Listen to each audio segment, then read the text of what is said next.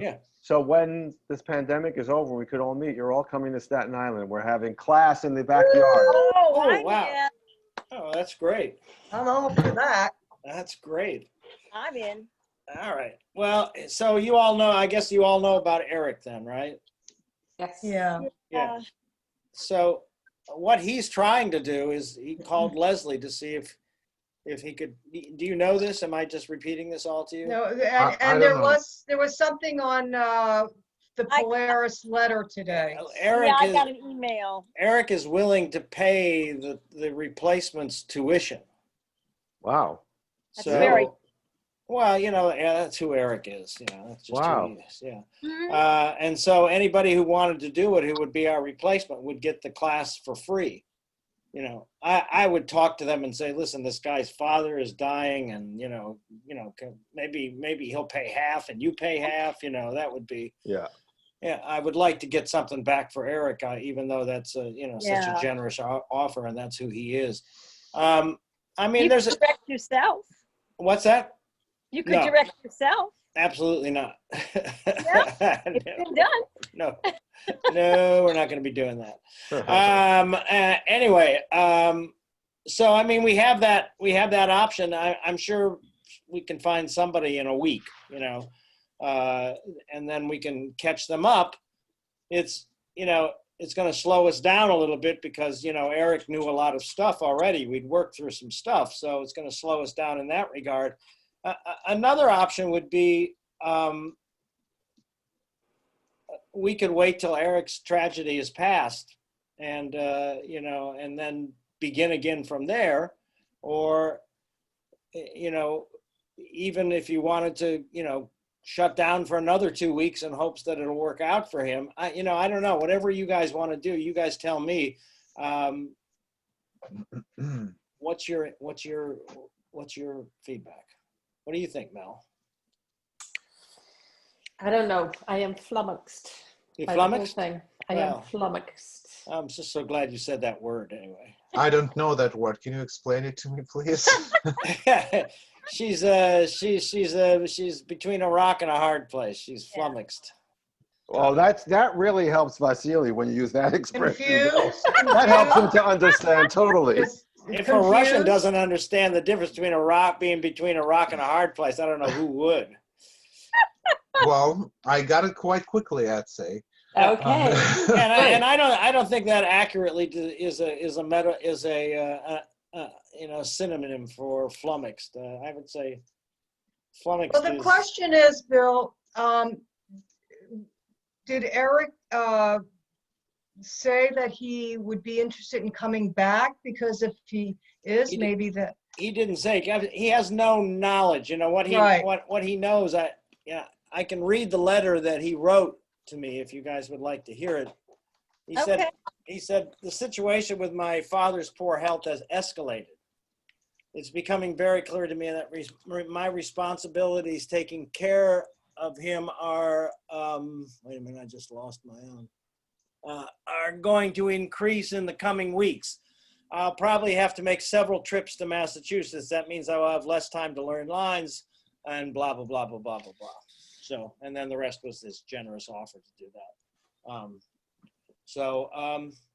I mean, I say let's go ahead. We'll work on what we can work on until we find said replacement, hopefully by next week.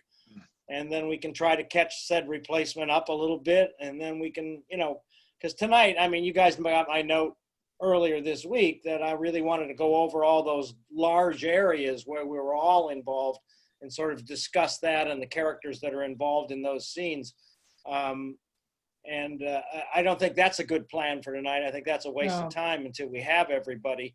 But tonight we can, in fact, go over. I know we didn't do we're having an affair scene with John and Cindy last time. We didn't get to work that, right? Isn't that You right? mean John and Ange? Oh, you and John. I'm sorry. Yeah. Yeah, That's okay. I'm the affair with Eric. Yeah. There you go. Birthday party. Yeah. But that was the one scene that we didn't get to the last time, Right. so we can certainly focus on that a little while tonight. We can go over a couple other scenes that we already know tonight, and then you guys can work on any pieces that you want to bring to tonight's work. Does anybody have anything on their own agenda that they want to bring to tonight so I can sort of time things out? Vasily, did you want to try the shadow box thing? Oh, absolutely. Oh, good. Okay. Is that the 3-person scene with you guys? No, that's the big one with just Beverly and Mark. It's the Uh, climactic one. Have Yeah. you guys been working on that? Oh, yeah. Oh, you At have? the same time as the dining room, yes. Oh, good. Yeah. Good. All right, so we got that. Anybody else? John, you said you wanted to Uh, work the boss, right? I've got the boss Finley, yeah. Yeah, you got the boss. Mel, how about you? What do you got? Anything you want to work on tonight? I just have the Equus thing. That's Oh, all. that's not minor. I just have maybe like the second best play written in the 20th century. That's all I got to work on Yeah, tonight. really. Yeah.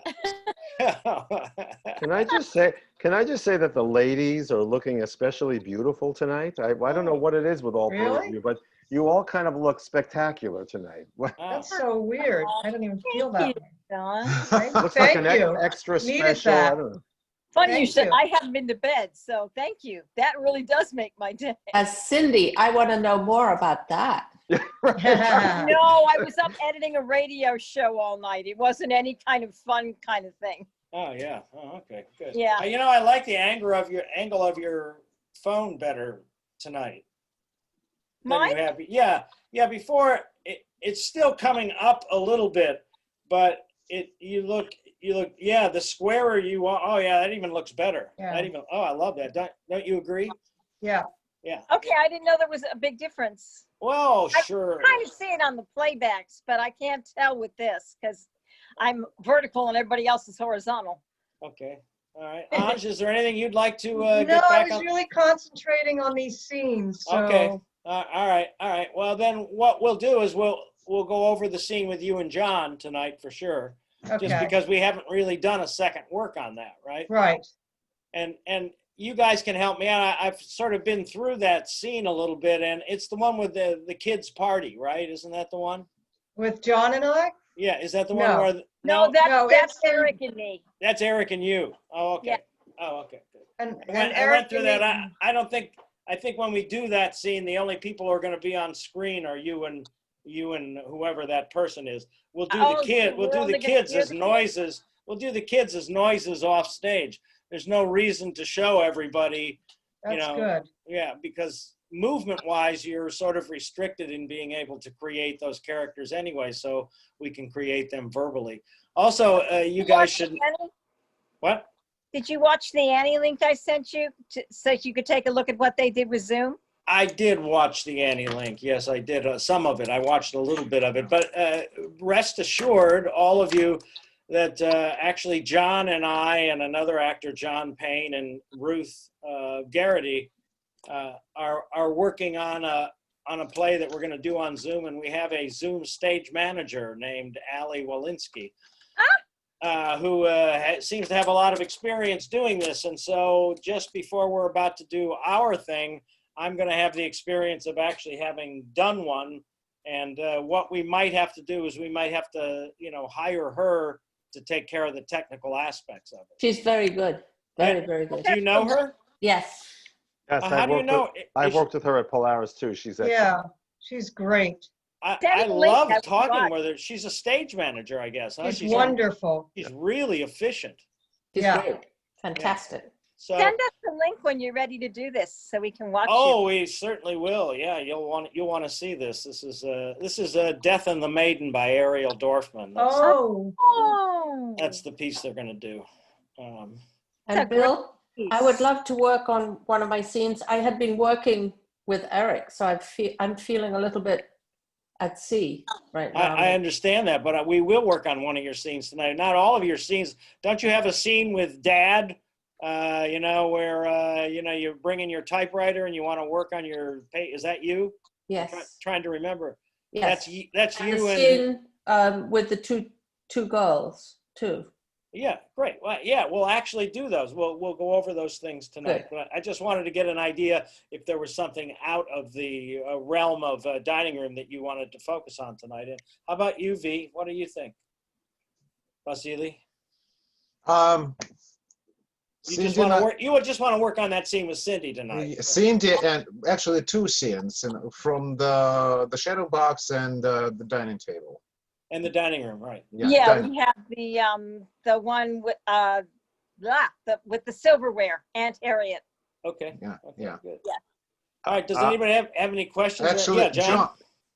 I just want to say that for Anja's scene with me, we're going to need Vasily to read the Sun, to read Chris. Oh, okay. Because normally Eric did that, right? Right. Right. Okay. Actually, John, we have a scene too. Don't forget that. Oh too. yeah, you Yeah, do. the Actually, grandfather. you guys have two scenes, don't you? You have the grandfather scene and the cranky grandfather who thinks he knows everything and the son who doesn't want to go Yeah. to college, right? There's Mhm. another one you guys have. And too. Cindy and I have a scene together. That's Yeah, the mother-daughter. great. Okay, so we'll be able to pull all those things out tonight. I just have one technical question. Sure. Would we consider this kind of like a film class? Because I'm having problems with because I'm just like a stage actor and then trying to have the same intentions and the same velocity of a character, Mhm. but then you have to bring it down. Is Well, that, You have to I- bring it in. oh, yeah, Right. I Right. mean, that's actually right. It's not bringing anything down. It's not cutting anything down. It's taking that same energy and internalizing the energy as opposed to externalizing the energy, so that the camera comes in and has to come in and get it. You don't give it to the camera. The camera's already Right. got it, right?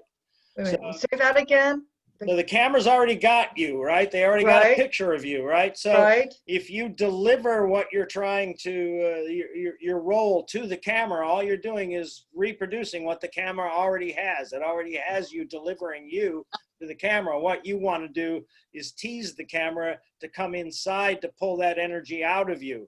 The conflict that you're bringing maybe dramatically a little stronger on the outside now has to sort of be a little more disturbed on the inside. It has to be more dramatic, and so that's really what, it's not a question of taking anything down. It's a question of rearranging your 100% energy commitment to the character in a place where it'll have more value on screen. Right. And I guess my fear is I understand it intellectually, Right? but then to not feel like I'm not doing anything. Well, that's great. That's that's been my goal with you from the very beginning, Anj. I know. Is to try to make you realize that the strength of your life lies inside of you and that you don't have to. I mean, I think we talked about the fact that when we started, you were dramatically protected. Right. And I'm still once in a while, I'll just panic going, even though intellectually we've spoken about it and it's okay, oh my God, it's going to come out again that I need to be histrionic. No. And okay. Yeah. No, you don't need to worry about it. I mean, that's why you're here, hopefully, is that we're developing habits in you that when we finally all depart each other, you'll take those habits with you. They're not a habit yet, Right. And Right. I think that's really where I'd like to get all of my students, is to the point where they're making decisions out of their own habits rather than me forcing them to make decisions, and all these Okay. things. Thank you. Yeah. Does that help? Yeah. Good. And what it does is the stronger you can be inside, Anj, it's just, even in a theatrical sense, there's much greater strength internally than there is externally on stage as well. Really, external stuff on stage has so much to do with the character not having any other choice but to externalize their frustration or their anger, and to me, as an actor, that should always be the last choice, is releasing all of the confusion that's inside of you should be the last choice. Because really, when you think about it, in real life, getting really upset is always our last choice. We never want to choose that first, you know. Right. You know, we're always trying to contain and modify and mitigate, and when we finally I can't take it any, you know, then we let that go, and that still has to come not from just being angry, but it has to come from the fact that you've been holding it inside for such a long time. And that's the powerful dramatic element, is watching somebody try to hold something inside that you know they're feeling and you know they can't relate, but you feel that they're holding on to it. It's a really exciting dramatic element. So that's and in any, because I was talking to Bill Mastro Simone, the playwright, about this too, is that Zoom is a different art form altogether. There's film and there's television and there's theater and there's Zoom. It's a category all by itself. Well, that's maybe that's an issue that I'm like struggling with. Like, what is it? You know, Right. We're all struggling with that issue. Yeah. And so what we're going to work on here is to try to level a production and level the performances so they all seem to fit the Zoom format. You know, and I'm learning about that myself right now. It's not something I necessarily wanted to learn, but all I'm trying to do is to learn it as a coach, not as a director. As I told Allie, I said, Allie, basically you're going to direct this thing. I'm going to tell you kind of what I want or what I think can happen, but I don't want to learn all that Zoom crap. What I want to do is to learn how to connect with you guys in the right way, so your performance seems more organic than a lot of the stuff that I see on Zoom. So, anyway. Thank you. Okay. As they say on South Park. You don't know that. You don't know that, do you, Mel? I've never seen that show. Have you I ever know seen it. South Park? The little guy with the puppet. My son loves it. Yeah, I hate Canada, right? Yeah. Okay. All right. Good. All right. So let's get started. Let's start with Cindy and Vasily with the scene that they want to do. Oh, okay. Let's see where that. This is the first time we've seen this, right? Yeah. Okay. Good. I'm going to find the one line I don't quite have in my head. Hey, Bill, if you have 2 minutes when we're done tonight to stay on, I just want to ask you a question about the Death and the Maiden. Sure. Absolutely. While they're gearing up, if the question is, do you you're going to need some rope, and we're going to need somebody to tie you up and gag you. So What? I already told Ruth Ann that I have a pair of ladies' panties that I could stick in my back. That's sweet. And I'm surprised they're ladies' panties, but I was thinking more jockeys, but you know, ladies' panties. I was married to a woman, you know. So No, I know that. A little Fruit of the Loom, maybe. not a strange world to me. For ladies, yeah. What, Cindy? They got Fruit of the Loom for ladies. You'd be wearing them in all different colors. Oh, yeah. Okay, you guys about ready? I am. All right, good. Vasily, you ready? Mm-hmm. Okay, here we go. Let's see what we got. Would you mind setting up over here and carry it? I want to get you in the afternoon light. Oh, wait, which one are we doing? See, I thought you guys were going to work on the scene from Shadowbox scene? Shadowbox, right? Oh, okay. Hold on for a second. I just got confused myself. Yeah, I went, wait. So many Am I in scenes we Harry? have. So many scenes, so little Yes.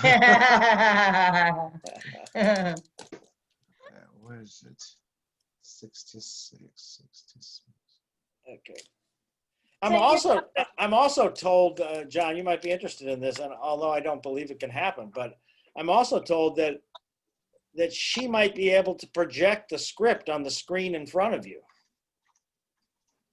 So That we would could be just, great. oh, So you can just do the reading, and it'll look like you're making eye contact.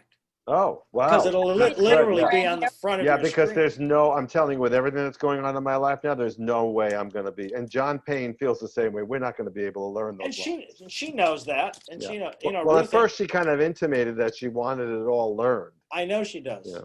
Yeah, well, But- because that's what she wants to do. Yeah. She really, I mean, it's her project, and she Yeah. wants to do it because she wants to play this character, and she really wants to live this character, and she feels that she can't really do that reading it. And so I think there is a possibility that we will, in fact, be able to project the script on the screen, which I think will make the reading a lot more interesting. Great, that'd be great. Because I'll be going John Sanudo and Mel, I'm reading now, Terry Garber, but it looks like I'm making direct eye contact with you. You can't tell I'm reading. No. Yeah. So, I mean, I don't think you have to see your own picture on your screen. I don't think you have to see any of the effects that are going on the screen. All you need is the script in front of you, and hopefully we'll be able to take care of the rest. Also, do you have a little table lamp, a little lamp that has like a cone head on it that you can turn on and off, or has a little dimmer on it? Do you have one like that? I have it's got one of those, it's a light that has an arm that stretches Yeah. that you can raise or lower. Yeah. Yeah, And I have one of those. Does it have a little dimmer on it, or is it on off? I think yes, it does. It's got a dimmer. It's got a It has a dimmer. dimmer. Great. So you already got what you need, because a couple of there's a couple of creepy effects in it where we're going to be able to just have that light on you and turn it on really small and just have your face, just kind of peering on the screen. Anyway, so Cindy, in answer to your question, you can see I'm already working on this. So, so we will come up with some backgrounds and stuff like that. And I think because of the experience we're going to have just before we're able to do this, I think we'll have the right person. But I'll have to find out from Ruth how much she's paying Allie to do this, and so then I'll let you know. That's great, though. Yeah, it's really great that we're going to be able to look good as well as be good. All right, here we go. Let's see this scene. Okay.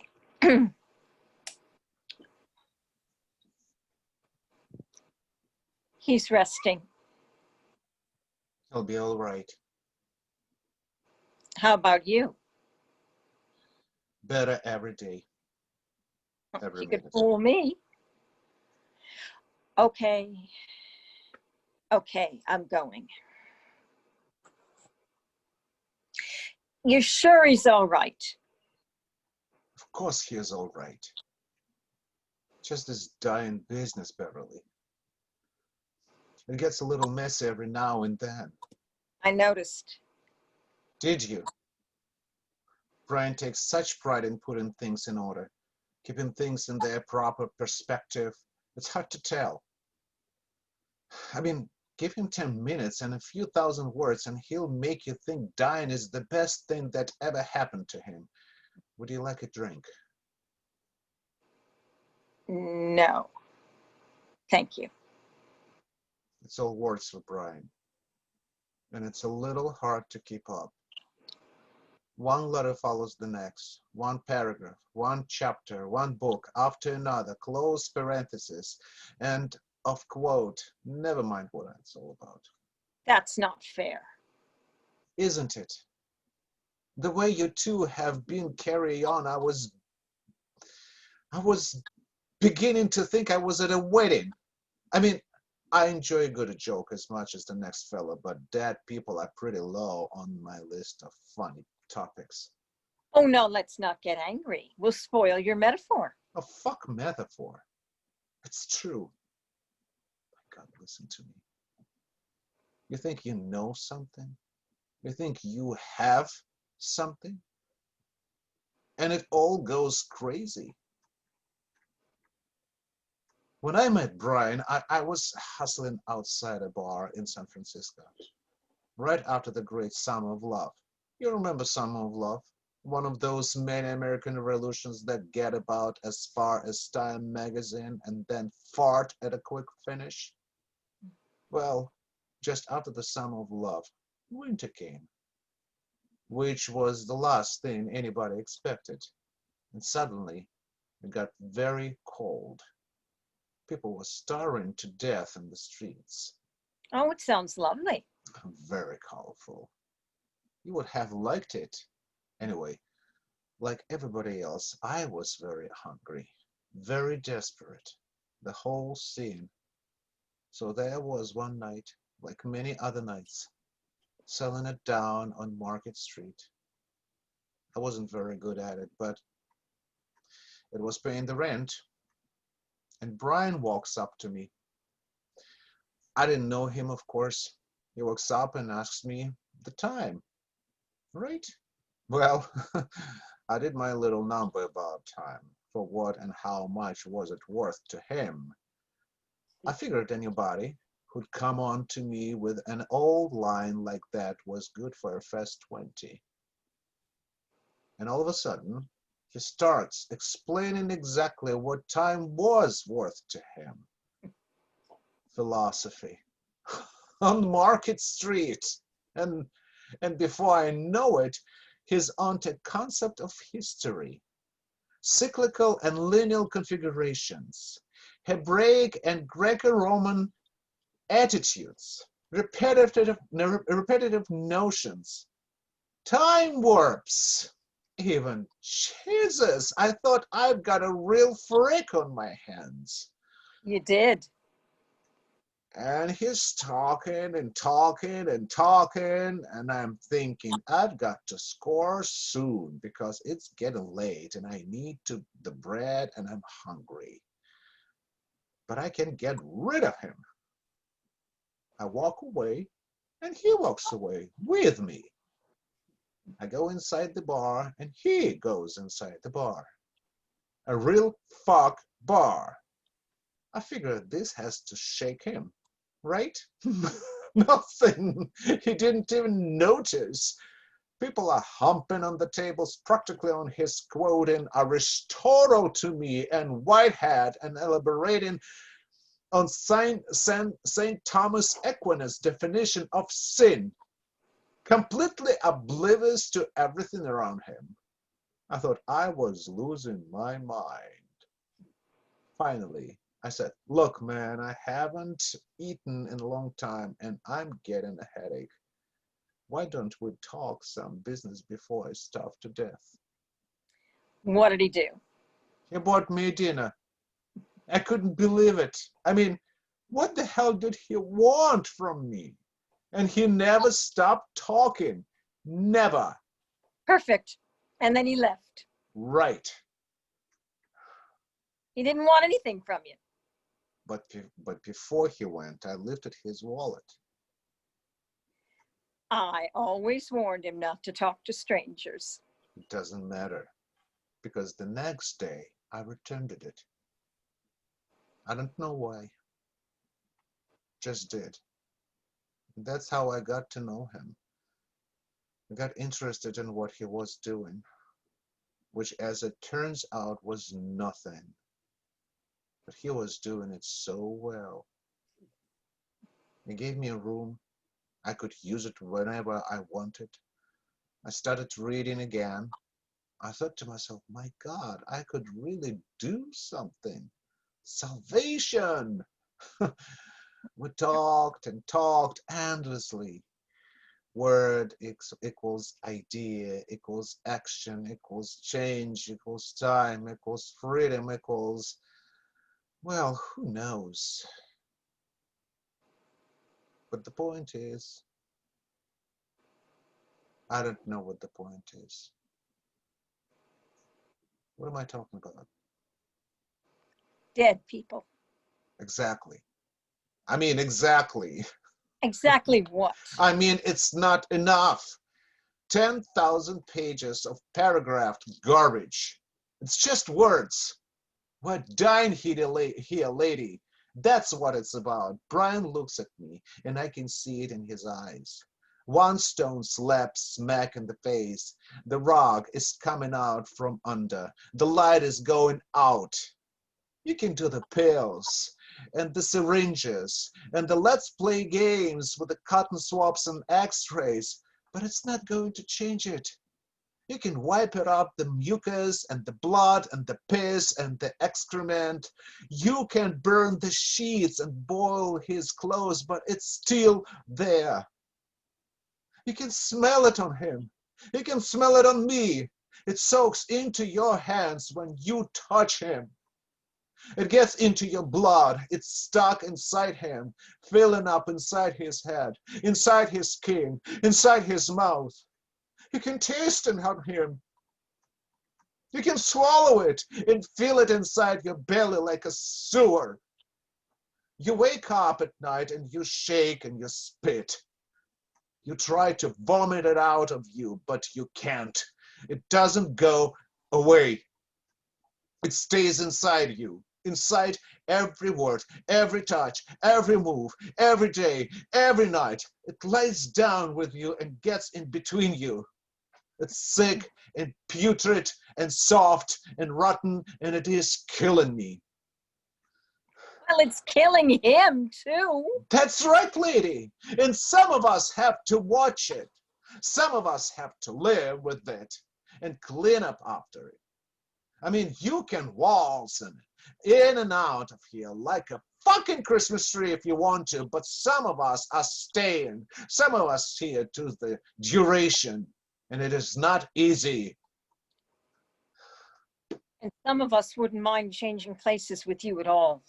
And some of us just don't care anymore. What? Some of us just don't fucking care. Oh, you're cute, Mark. But next to me, you are the most selfish son of a bitch I have ever met. Oh, wonderful. That's what I needed. Yes, sir. That's just what I fucking needed. You're welcome. Look, don't you think it's time for you pick up all your little screwing trophies and went home? Huh. Past time. Way past time. The sign goes up. I can see useless printed all over it. Let me tell you something, is one whore to another. What you do with your ass is your business. You can drag it through every gutter from here to Morocco. You can trade it, sell it, give it away. You can run it up a flagpole, paint it blue, or cut it off if you feel like it. I don't care. I'll even show you the best way to do it, because that's the kind of person I am. But Brian is different. Because Brian is stupid, because Brian is blind, because Brian doesn't know where you come from or who you come from or why or how or even what you are coming to, because Brian happens to need you. And if that is not enough for you, then you get yourself out of his life fast. You take your fears and your sensibilities and your disgust, if that's what you feel, and you pack it up and you get out. That's simple, huh? Yeah, that's simple. A postcard for Christmas, a telegram for his birthday, and maybe a phone call every few years if he lives. But only when it gets really bad. When the money and the time and the people are all running out faster than you care to count. And the reasons just don't sound as good as they used to, and you can't remember anymore why. Why you walked out on the one person who said, yes, you do what you have to because I love you. And you can't remember anymore what it was you thought you had to do or who the hell you thought you were that was so goddamn important that you couldn't hang around long enough to say goodbye or to find out what it was you were saying goodbye to. Then you phone. Because you need to know that somewhere, for no good reason, there is one poor, stupid, deluded human being who smells and rots and dies and still believes in you. One human being who cares. God, why isn't that ever enough? You want an answer to that? No. No, I want you to get yourself together or get yourself away from him. Just leave. Yes.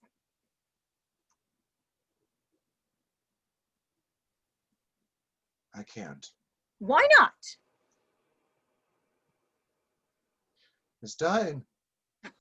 Well, he doesn't need you for that. He's a big boy. He can do it all by himself. You're young, intelligent. You're not bad looking. Probably good trade on a slow market. Why hang around? I can't leave him. Why not? I owe him. What, pity? I mean, you don't make sense, Mark. No. What's in this for you? Nothing is in it for me. Well, you said it yourself. He's just a tired, sick old man. I didn't say that. A tired old trick with some phony ideas that don't hold piss, let alone water. What? A broken down sewer. That's what he is. I didn't say that. Yes, you did. Garbage. Well, you don't need that. I mean, you don't need to dirty your hands with that kind of rotten, putrid filth, unless, of course, you need the money. So what does he do? Pay you by the month, or does it depend on how much you put out?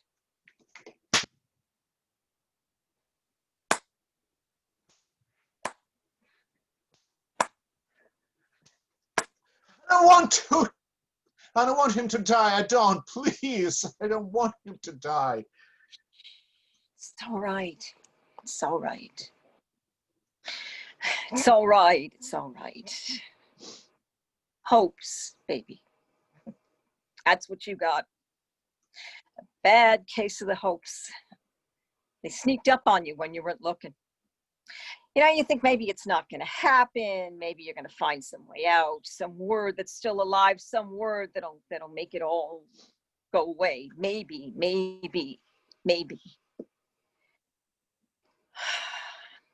Please, baby, just one favor you owe him.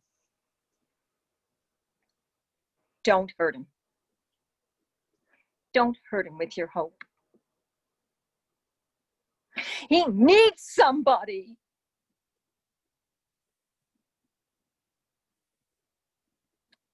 Yeah.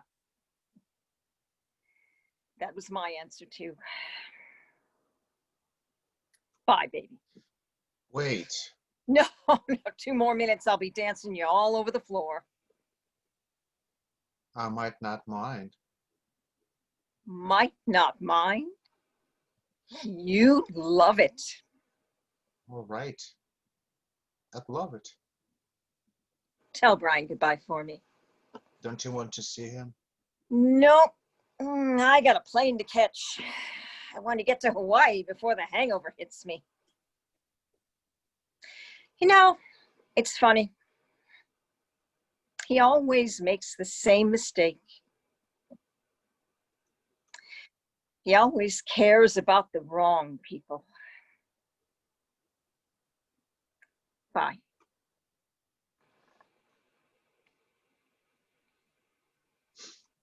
End scene. End scene. Okay, good.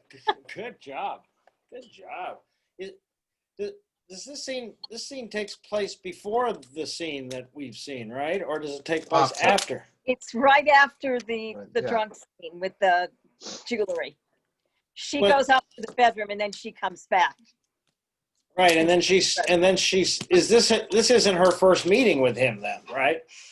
No, they met in the first scene is them meeting when she comes in.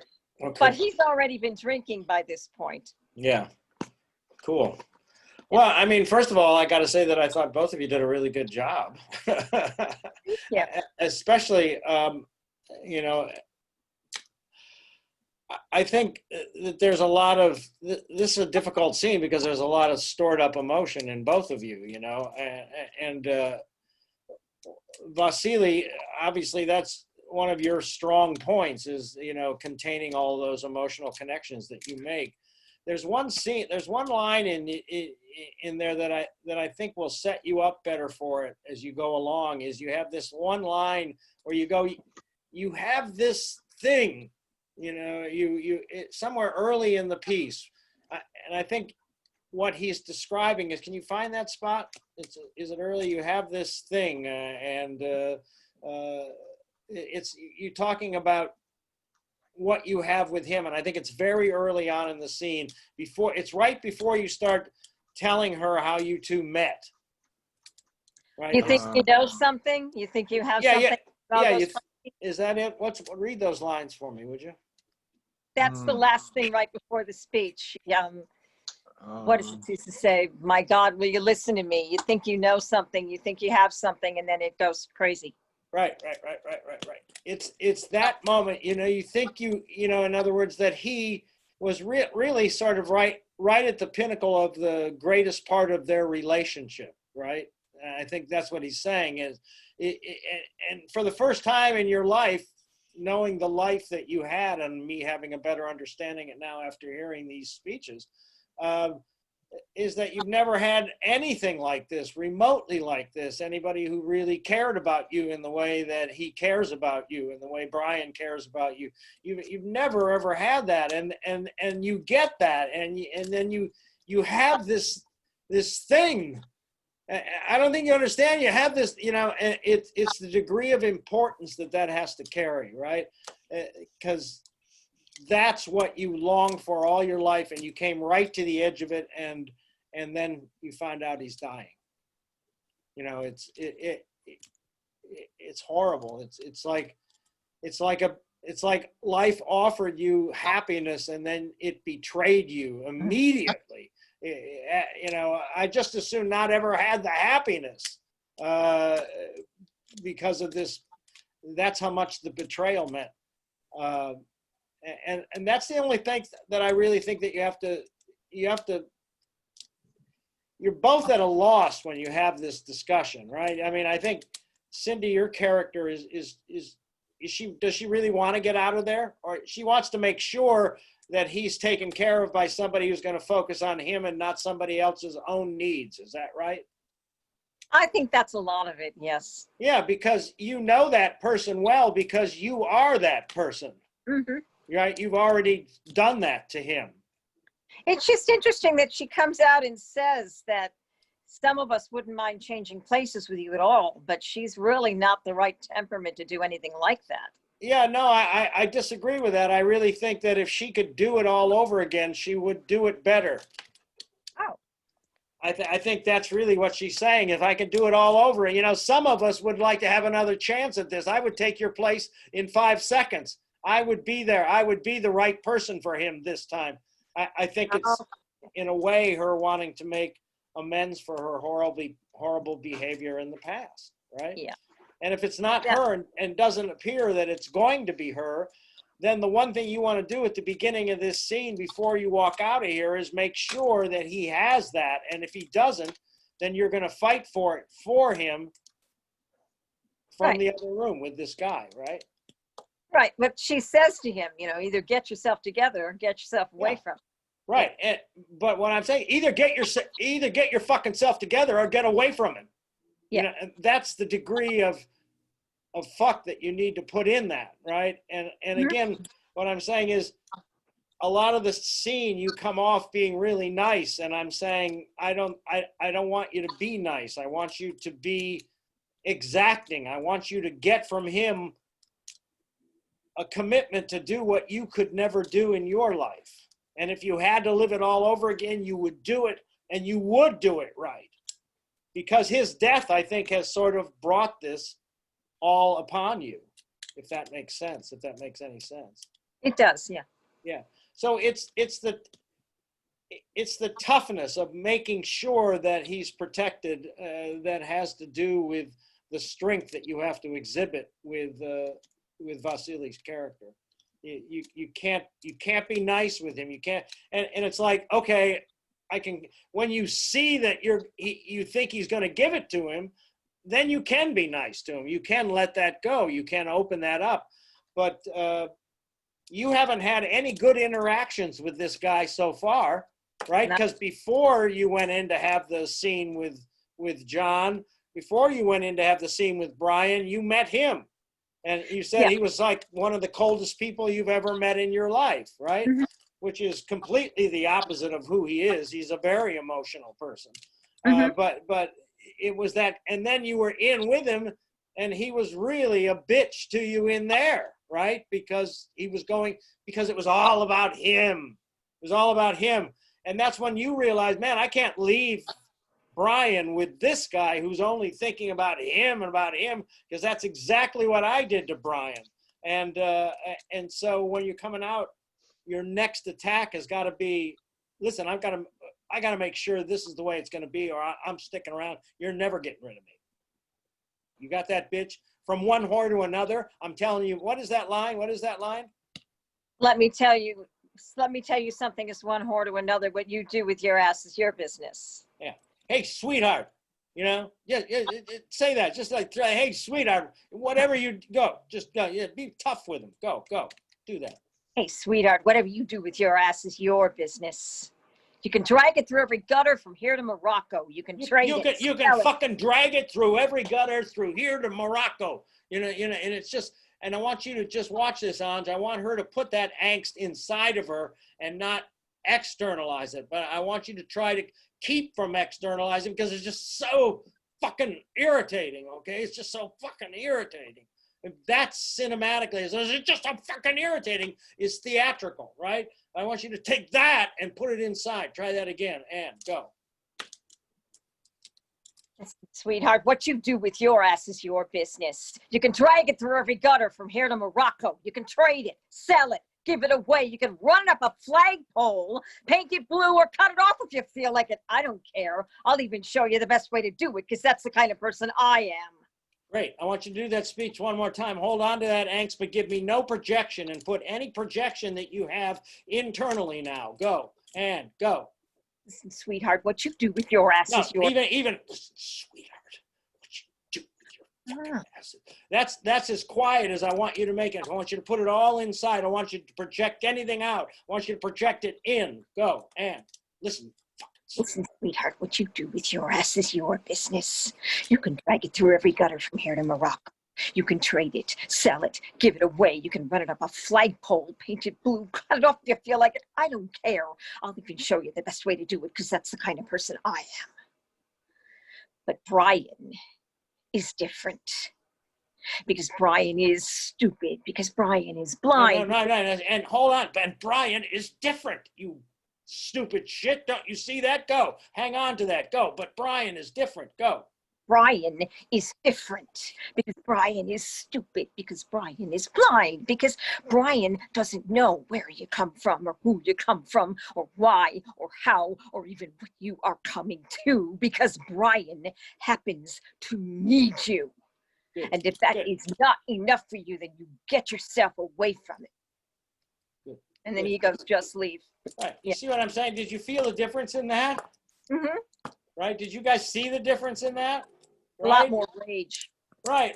And but the rage is internal. What you want to do is internally rage and be frustrated by the fact that you cannot externalize it, and out of that frustration bears a conflict that you're continually fighting as the character and the actress as well. So those things keep multiplying inside of yourself. Right? And they become internal. Did you see the difference in that, Anj? Yeah, unmute thyself. Yes, I did. And in fact, the last time she did it, I got chills. Yeah, Oh, exactly. wow. Exactly. I mean, that's the power that Cindy has that we're really working on trying to bring out of her, right? Because mostly, Cindy, again, it's that same thing of you crawling up into the emotion, and you've fucking got to get really, really, it's just got to be fucking really intense inside of you, right?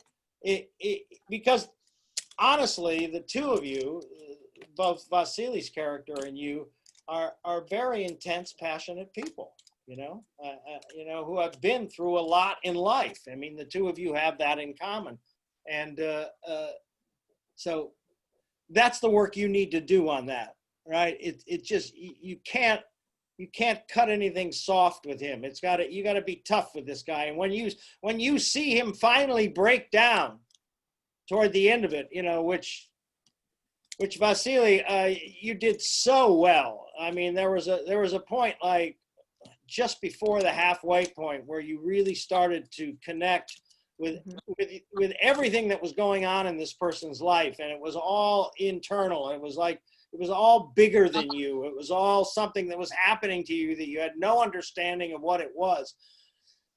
If that can be there from the beginning as well, that is there from the beginning, but it doesn't come out. I mean, when you start to let it out, that's when it's there, and that's when you should let it out. I'm not trying to change the timing. All I'm trying to say is that at the very beginning, you need to store that in a deeper place so that as it finally does come out, you know what I'm saying? But it is part of it. It is there. That is the whole thing. Is I don't know if you've ever had this before, but I've had it happen at least 5 or 6 times in my life. I did, definitely. I did. That I'm just so close to something absolutely incredible, and then it's taken away from me. Mm-hmm. I've had that. and it's just, and it, you know, the first time that it happens, it's incredibly depressing. About the fifth time that it happens, you start to question, what the fuck am I doing wrong? What, you know, and that part of that's part of, you're nodding. Yes, Cindy, like, you know exactly what I'm talking about. So what I'm saying to you is that's what you have to use. That's the stakes that are involved in this scene, right? They're two long monologues that don't interconnect except in one little center spot. And I just want to run over that one little center spot where you two guys have the dialogue, right?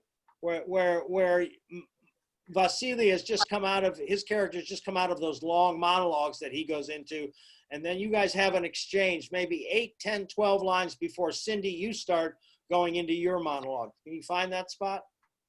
You're talking about when it's after he says it's killing me and I say it's killing him too? Yeah. It's killing him too, you fuck. You know, that's what I'm saying is you just say, well, it's killing him too. It's not that. No, your whole point is stop thinking of yourself. It's killing him too. You think you're the only one that's being killed here? Right? And honestly, Vasily, you don't understand it because, trust me, and maybe you haven't experienced doing this because from the way you did the scene, it sounds like it, is being the caregiver is the hardest part of anyone dying of cancer. I got to tell you that. Yeah. I have lived through that, and I watched what my wife went through when she had the cancer, and I saw the pain that she went through when she had the cancer, and there was not a fucking thing that I could do about it. And I'd rather have the pain. I would rather have the pain than not be able to sit there and watch it and not be able to do anything about it, not be able to help. And then after not being able to help day after day after day, you go, what the fuck am I doing here? Why is this, you know what I mean? And all of these internal questions start to come up, and that needs to be there from the very beginning, Vasily, because your character is on the verge just before this scene really happens. And you reveal that so well, so honestly, in the context of what you did. But you need to hold it in the beginning much more. It needs to be underneath the beginning more. Make sense? Mm-hmm. Yeah. Right, and what you're coming out with is you're not going to take any guff from him at all, Cindy. You know, let's just do the very beginning. I don't want to get into the long monologues, but I just want to set you up on the very beginning. Okay, here we go. Starting. He's resting. I'll be all right. How about you? Better every minute. Oh, you could fool me. Okay, I'm going. Good, Cindy. Come out again. Come out again. What's the first line? Again, what are the first? Give me those He's lines. resting. Yeah. So what are you really saying is he's resting? What does that mean? What are you really saying? Stay away from him. Leave him alone. Now we can talk. What are you really trying to say with he's resting? You know, and again, this is something else that a lot of other actors do is they see a little line like that and they go, he's resting, and you just say it, right? Because it seems so obvious. But to me, you're not saying he's resting. You're saying you should be in there with him. You should be, you know, you're saying something else with that. And that's what needs to be more specific to add depth to what you're doing to that very beginning. And if your idea is to be protective of him, then I think what you're saying is just stay away from him for a while because I don't think you're helping him very much. Okay. Right? And then follow through on that idea that you're not helping him at all. And as a matter of fact, if this keeps up, I'm going to come back and help him. I'm going to come back and fucking haunt you for the rest of your life. Here we go. Okay. Start it again. And go. He's resting. He'll be all right. How about you? Yeah. Because you're the one, he's the one you're really, so how about you? You know, be aggressive. How about that? How about you, you little prick? How do you feel? Right? He's resting. Okay, just stay away from him. But how do you feel? Because that's what I'm concerned about. Because if you don't feel it right, then I'm staying. Yeah, here we go.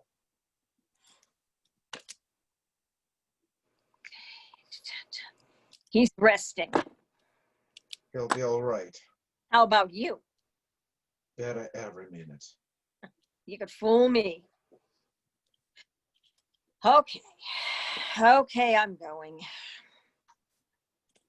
You sure he's all right? Good, good. Now, so you can fool me, right? You can fool me. You just gotta say, you're a lying son of a bitch. Say that. You're a lying son of a bitch. Now say, you could fool me. You could fool me. Yeah, you could fucking fool me. Go ahead. I know. I want a deeper point of view on that, right? There's more you're saying than that, right? Go ahead. Try it again. That line or from the beginning? Back to the beginning, those first 3 lines. Good. He's resting. He'll be all right. How about you? Better every minute. You could fool me. Good, good, good. Now, Cindy, you'll see on the playback how you just sort of pulled it back. You could fool me, and what that looks like you're making a comment on it, as opposed to holding on to that previous energy and going, you could fool me. In other words, you hold on to that aggressive energy that you're coming on with and see where it takes you. Go. He's resting. He'll be all right. How about you? Better every minute. You could fool me. Now, you'll see it again, Cindy. You gotta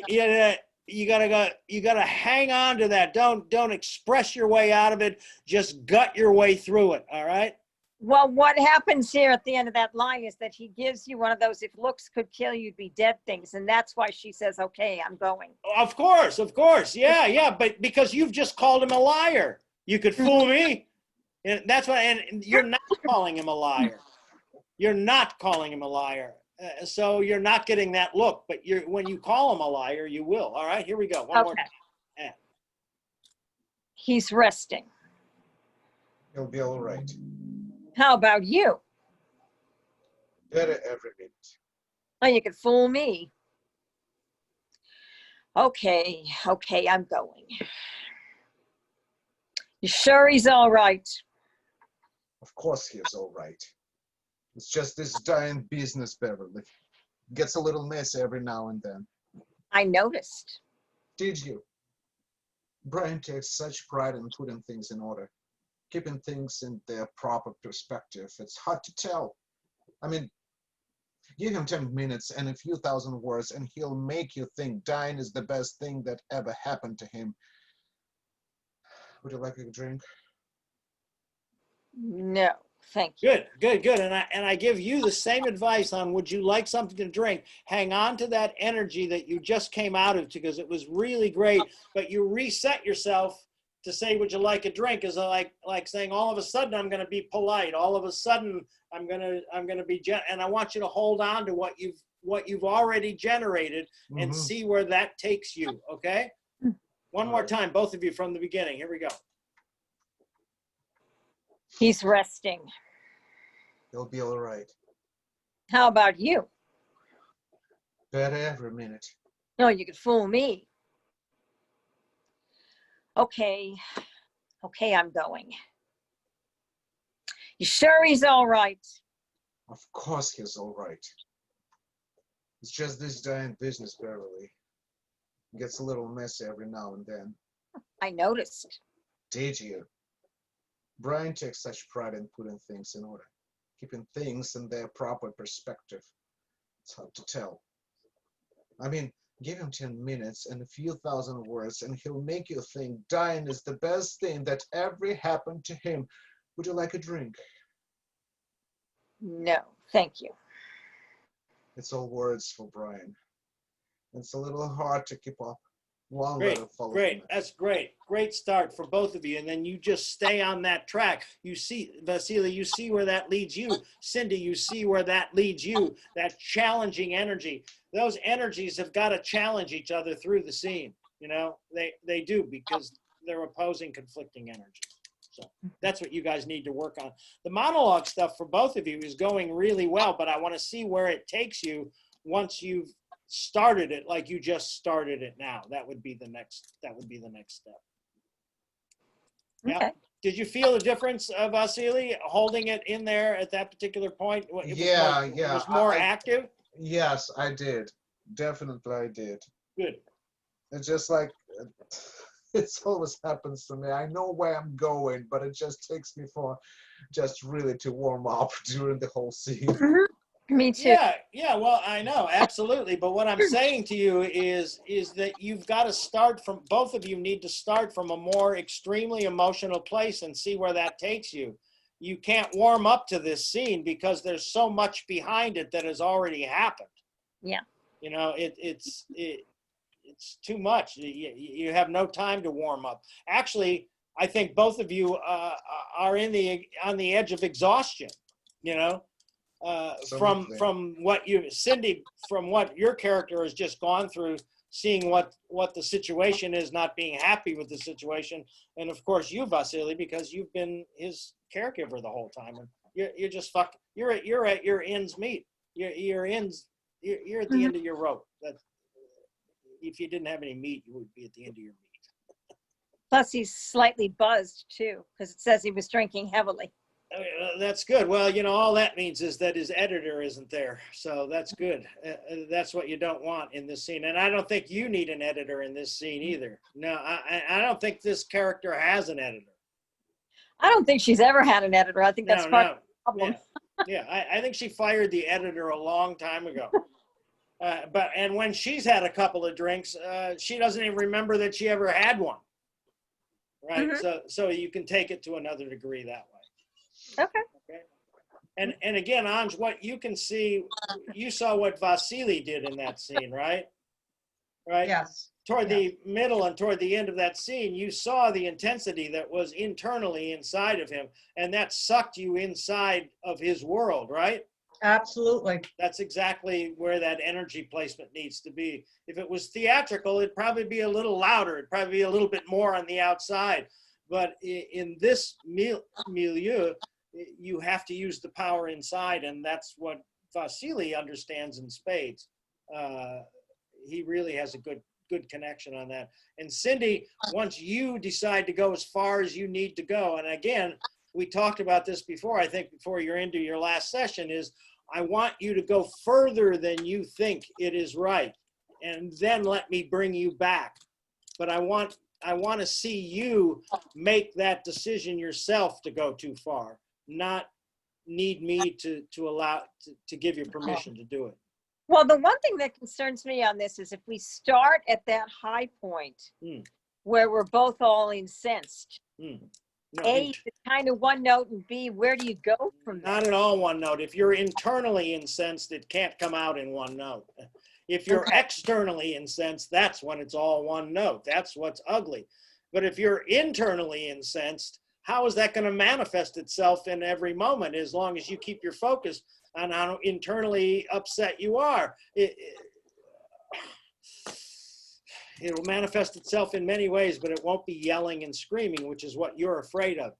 I'm trying to get you to do the opposite, is because you're taking it inside, it allows you a greater degree of power. You can go further because you are taking it inside. That's how Anj can use it to her advantage, is because she understands the really great sense of dramatic energy she has externally, and especially did when she first started taking the class. And now we've brought that inside. And now what I not only want you to do is to bring it inside, but I want you to embrace it in there and love that it's in there. And it can't possibly come out the same if you can put and just take it a step further than you think. And there's enough to go toward, as far as, you know, high enough that you're not so high that you have nowhere to go, like No, absolutely not. Because, you know, if I'm internally upset and I don't want to show it to somebody, there's a conflict, right?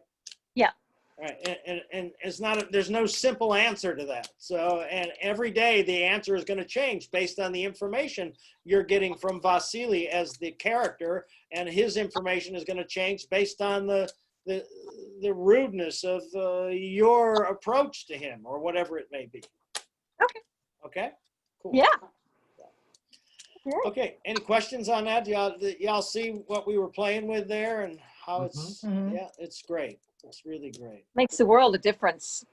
Oh, it This does. is someone who's known this scene for what, 30 years? Makes a world of difference. Of course it does. Of course Yeah. it does, which is why we wanted to start out with that, because I wanted to put you in a world that you were already comfortable with and then really fuck you up. Well, it worked. Yeah, that's exactly It worked. and I want you to keep doing that because you have the confidence in yourself and that character to allow yourself to take that second step on your own. Okay. All right. Let's let Mel. What do you want to work on tonight? Right now, if we don't do a dining room scene with you, which we might. So. Well, I don't know, Bill. What's the matter? You're not feeling it tonight? What? Tell me what you're feeling. I want to know. Come on. Just lacking energy, I guess. Okay. I just feel I've been working so hard on this scene, and then it's all like, it's all. On the scene with Eric? Yeah. Yeah. Well, we had a setback because of something that we have no control over. We unfortunately we can't control that. I want you to. I'm going to work with Anj and John on the affair scene next. While we're doing that, I want you to find a scene in the piece that you really would like to play around with a little bit tonight, since we can't do the Eric scene. All right? Okay. Good. Okay. Good. And then we'll get you fucking motivated. All right? All right. I hate it when you're not motivated. It's just All right. really, and all of us, we all love Eric, and we love the chemistry of this situation. And Mel, I got to tell you, I felt this way since yesterday, since I got the message from him. Even though I knew something will work out and we'll work through it, there was such a great chemistry between all of us that I think all of us were looking forward to interacting with. Right. And I think that we all feel a sense of disappointment from that. So Yeah. I'm glad you articulated it, because I was afraid to, but I felt that same thing. No, it's like breaking up a family. Yeah, it is. Yes. It is. Yeah. It absolutely is. Yeah, and I know Eric feels the same way too. And he just feels like, and that he hung in there till the last minute, until he finally said, this is just not going to work. It's my father. I have to take care of my father. Yeah. And, Well, it's nobody's fault. It just is what it is. well, I know, but the person who it's affecting the most is now torn in many different directions. I just feel bad for him. Okay. Here we go. Anj and John. Is somebody going to be on book? Let me be on book. Okay. And right. that will get me motivated. What Okay. What page? 48. 48. Vasily, we need you to do Chris in this. Can you? Yeah. Can you look at Can you be a young high school kid coming home from school? We decided he was high school, right? Yeah. Yes, he is. A senior. Because in it high says school. he's 17. 48, you said? Oh, 40 yeah. and 48. You know what? Yeah. On the back, it says he's coming from boarding school. It literally says it. All right, great. So then okay. boarding school is high school. So. And It says a Vasily, boy returns from boarding school to discover his mother's infidelity. yeah. So he's coming home and he's seeing his mother with his Okay. You ready? his father's best friend. Yeah. Yeah. Yeah. Here we go. I'm in here, Gordon. I'm making tea. Tea. Tea. Why tea? Because I like it. I love it. Or do you want a drink? No, thanks. Don't worry about me. It's okay. I'm over that. We have it in the house and I've never touched it. No, thanks, Kate. And have tea. It's very good. It's Earl Grey. I ought to be getting back. Gordon, please. Have tea. All right. Thank you. Tea in the dining room. Where else? Or should we huddle guiltily over the kitchen table? No. And tea in the dining room. What do you want? Milk or tea or lemon? Whatever. Gordon, please. Milk then, no sugar. And milk it is. Please sit down. I thought I heard a sound. Oh, really? And what sound did you hear? A distant car or a faulty burglar system? I thought I heard a car. A car. In this godforsaken place? Oh, should we line? Rush to the window? Should we rush to the window, cheer, wave flags? Go easy, Kate. I doubt very much you heard a car. It stopped. The sound? The car stopped. All right, Gordon. The car stopped. The car sound stopped.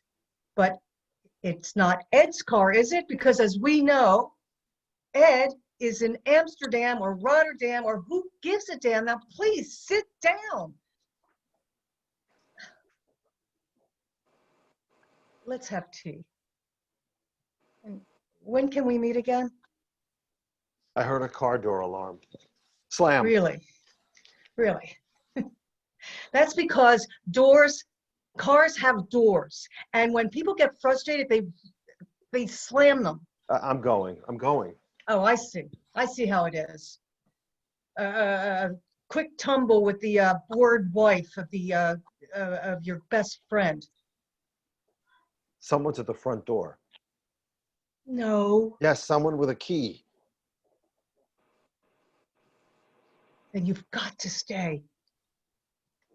Mom, Lord help us. I'm home, Mom. And you've got to have tea. Mom? We're in the dining room, darling. Darling, how did you get here? I took a cab from the bus station. Oh, you look marvelous. Taller than ever. Say hello to Uncle Gordon. Hi, Chris. Welcome home. Hi. What's this? Is this what they teach you in Deerfield? Not to shake hands, not to call people by name? Hello, Uncle Gordon.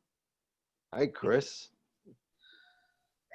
How did you, well, what brings you here? I didn't expect you till Saturday. I got honors. Honors? You get 2 days earlier if you get it over 85 average.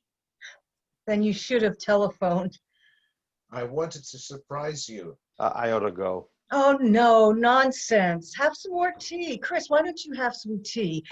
Gordon stopped by and we thought we'd have tea. Have tea, darling, or Coke. Have a Coke. Or how about a beer?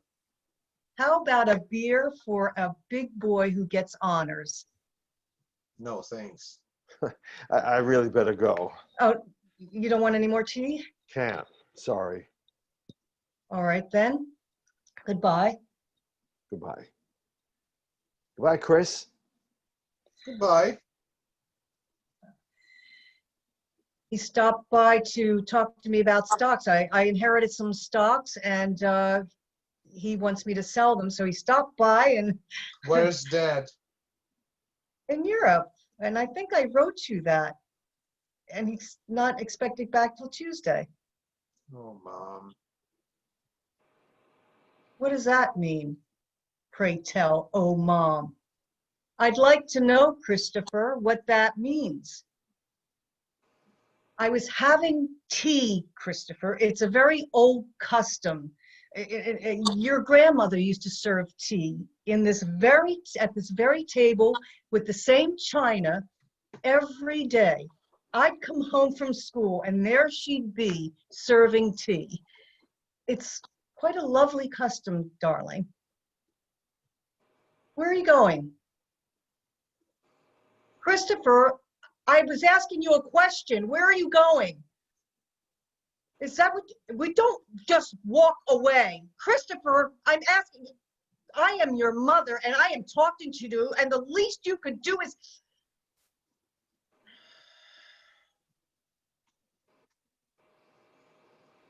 Cool.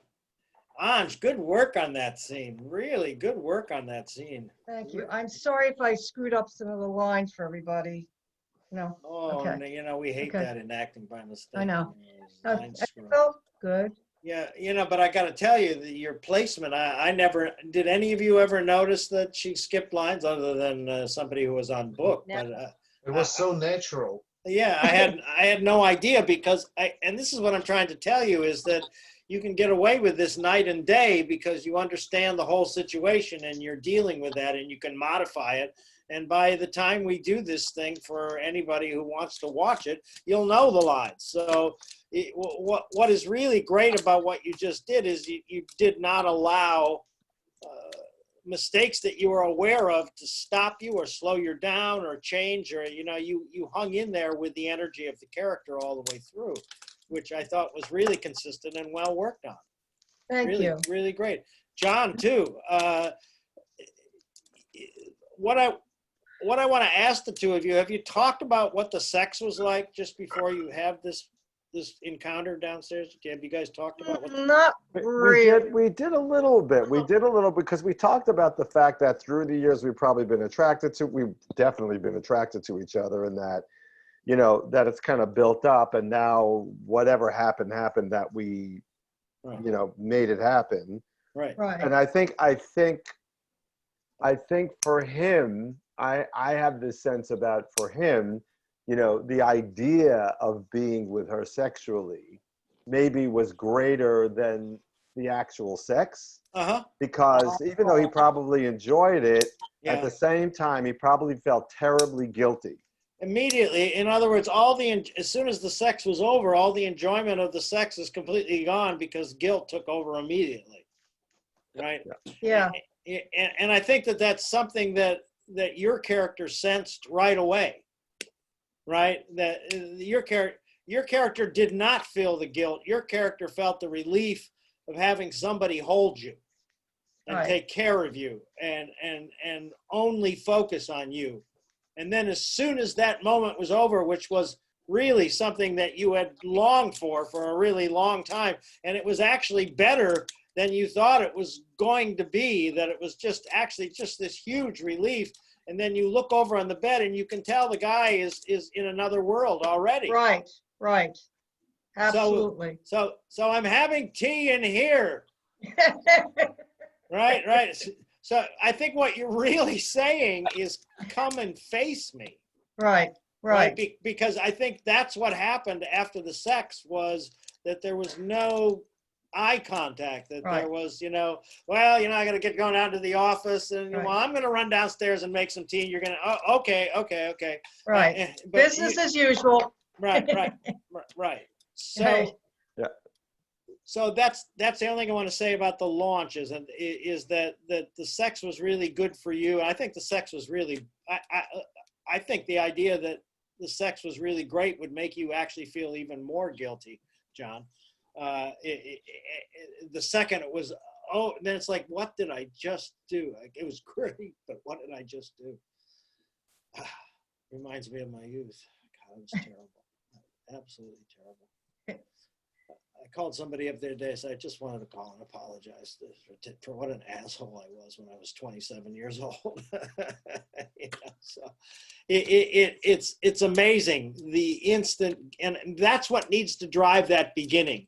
And you see it, and you need to be on top of him because you want him to come out. You want him to. Can we have a cup of tea together? Can we communicate? Right. Right. Oh, Right? that's, yeah. Okay. Right? Can you just sit down and have some tea so we can communicate for a minute? So, And also, I don't want him to leave. right. Right. I don't want him to leave. I mean, I've got what I think till Tuesday. Right. You Yeah, know. stay around. Let's, because if we're going to do this, okay, so when are we going to do this again? Right. Right. Right. So that needs to be just a little bit more of a part of it, right? Okay. Right. And then what you've got is your tone change when your son comes home is great. It can be just a little bit more tonal and rhythmic change from just, it can't be obvious, which it wasn't. I just want it to be just a little bit more, I think, you feeling what John just felt. Once you hear that, I feel caught. yeah, you feel caught. You feel trapped, and Right. you feel that you can talk your way out of it.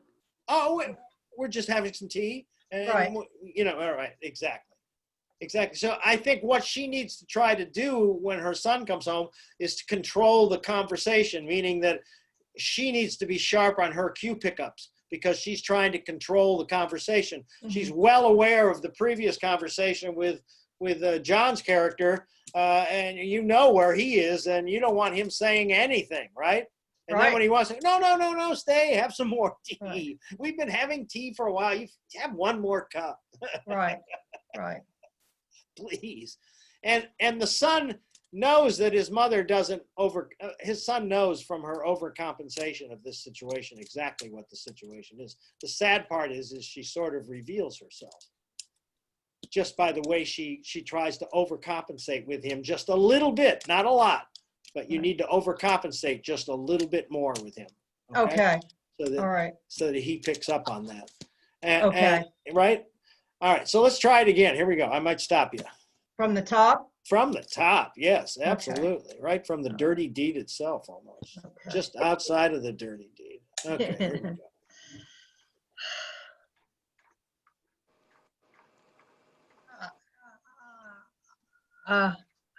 I'm in the dining room having tea. Can I get a little more of quit wandering around the house? Okay. I'm in here, you know. Okay. It's almost like he's hovering around the front door to leave. Okay. Right. Gordon, I'm in here. I'm having tea. Tea. Yeah, and also be a little bit disappointed in what his reaction was. Yeah, okay, right. Let me feel that. It's like, okay, come on, I'm in here, you know, as opposed to everything's fine, come on in. You know, I want to know that history is not fine. All right, here we go.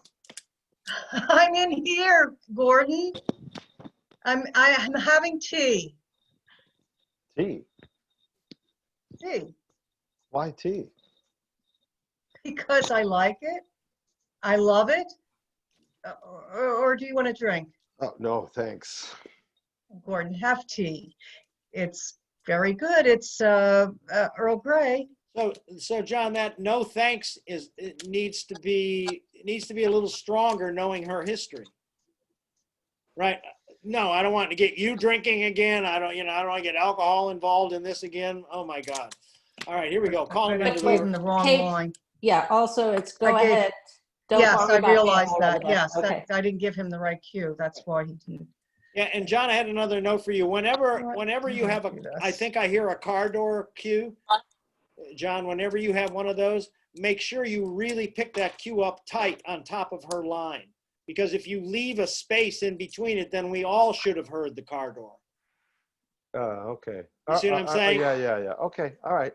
Okay, yeah. I just thought he was stopping and he's listening. And well, yeah, but he should hear the car door somewhere in the middle of her speech so that it distracts him, and that's where he is. And then he comes right on top of her speech, and that'll help the, you know, sort of uptightness that it's a different kind of uptightness. Yeah. You're just uptight, period, man.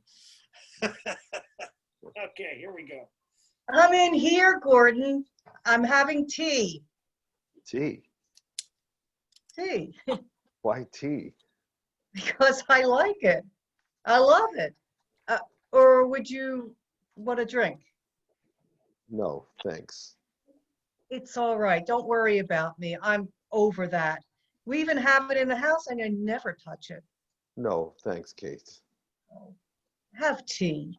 It's very good. It's Earl Grey. I ought to be getting back. Earl Gordon, please. Have tea. All right. Thank you. Tea in the dining room. Where else? Or should we huddle guiltily over the kitchen table? Good. So, John, that tea in the dining room, is there a pause written in the script before that? I don't have my script in front of me. No. Okay, put one there. Put one there so that it's like it's like you've just agreed to do something you really don't want to do. Create a space so that tea in the dining room is like conversation, like you have to say something after that space, but you need to create that space before tea in the dining room. Let me see what happens. Here we go. Yeah, okay. Where should we take it from? Go from the top again. It's good. Okay. It's I made tea, not I I'm made having tea. Okay. I'm in here, Gordon.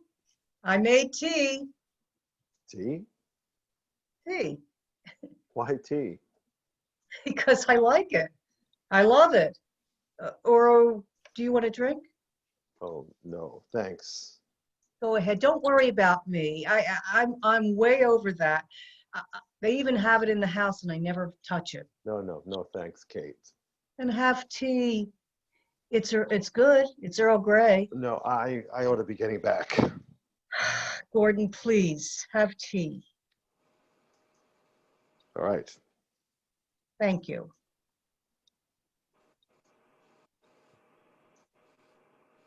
Tea in the dining room. Where else? Should we huddle in the kitchen and guiltily over the kitchen counter? No. Then tea in the dining room. What would you like? Lemon or milk? Well, whatever. Gordon, please. Milk then, no sugar. Milk it is. Oh. Sit down, for heaven's sakes. I thought I heard a sound. Really? And what sound did you hear? A distant lawnmower?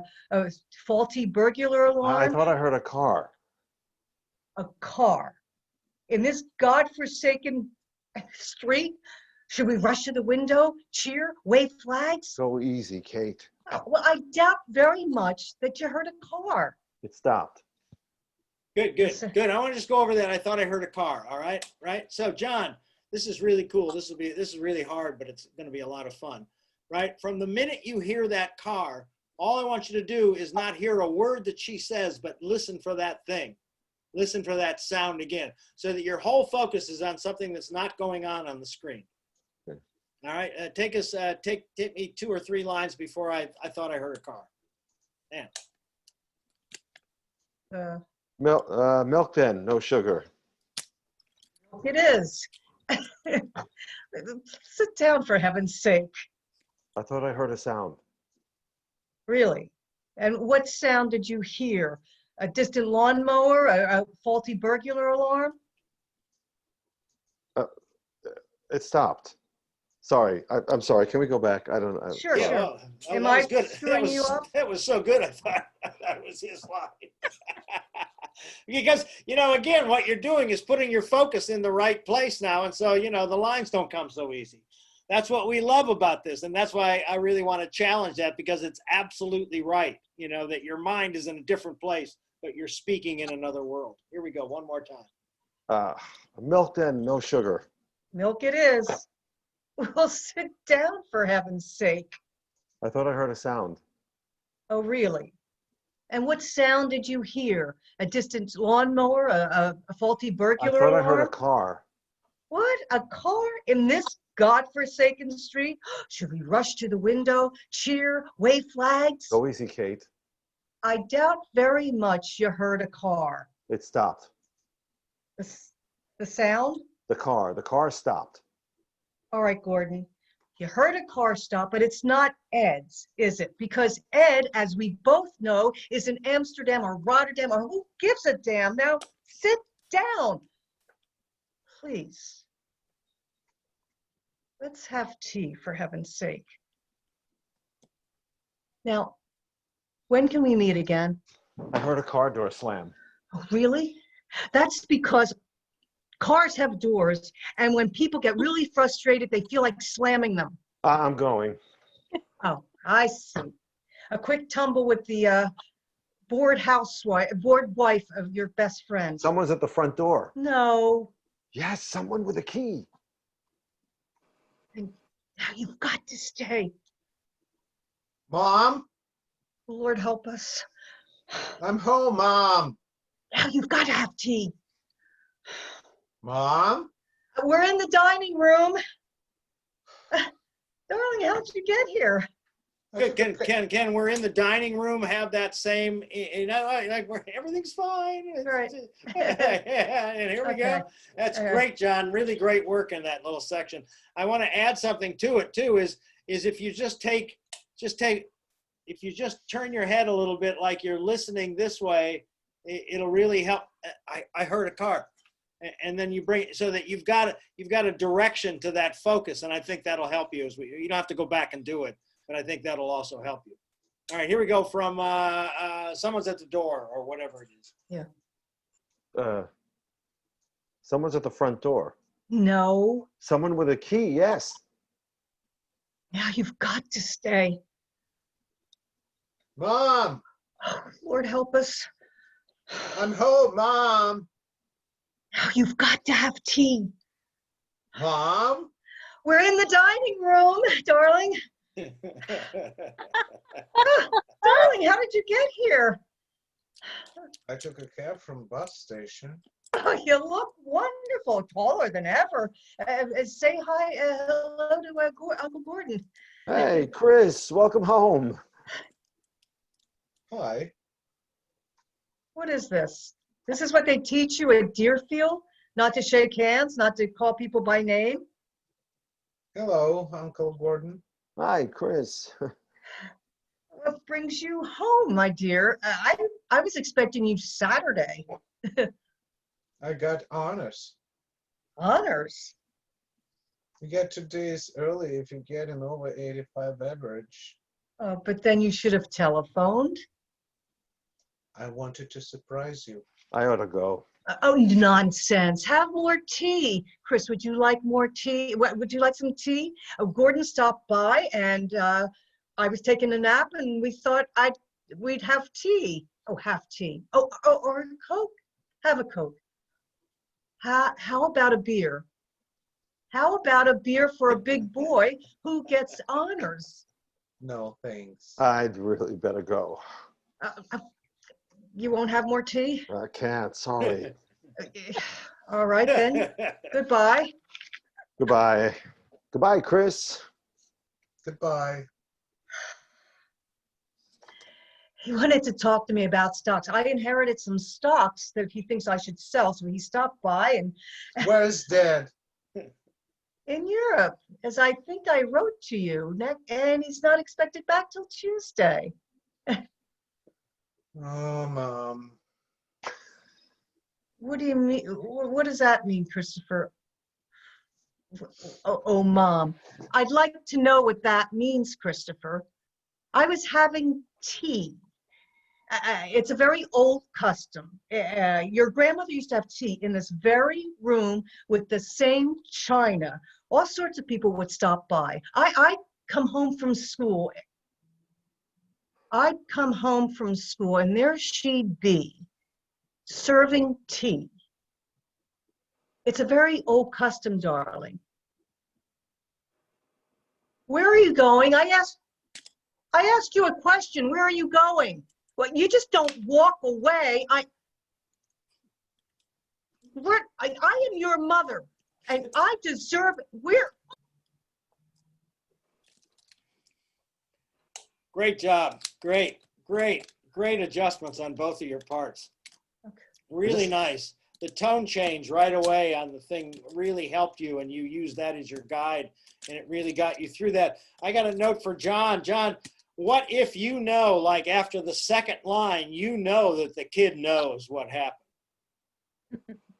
In other words, and that's something that only a guy would know from another guy's look at your look. You know what I mean? It's like it's like part of the code is like we really know what you're thinking. That she thinks she's getting away with it.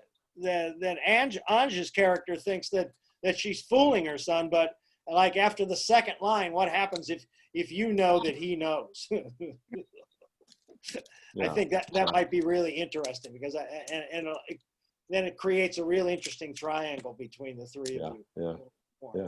That's great. And that little focal change will work great for you on hearing the car. That's great. Anj, this is the best work I've seen you do.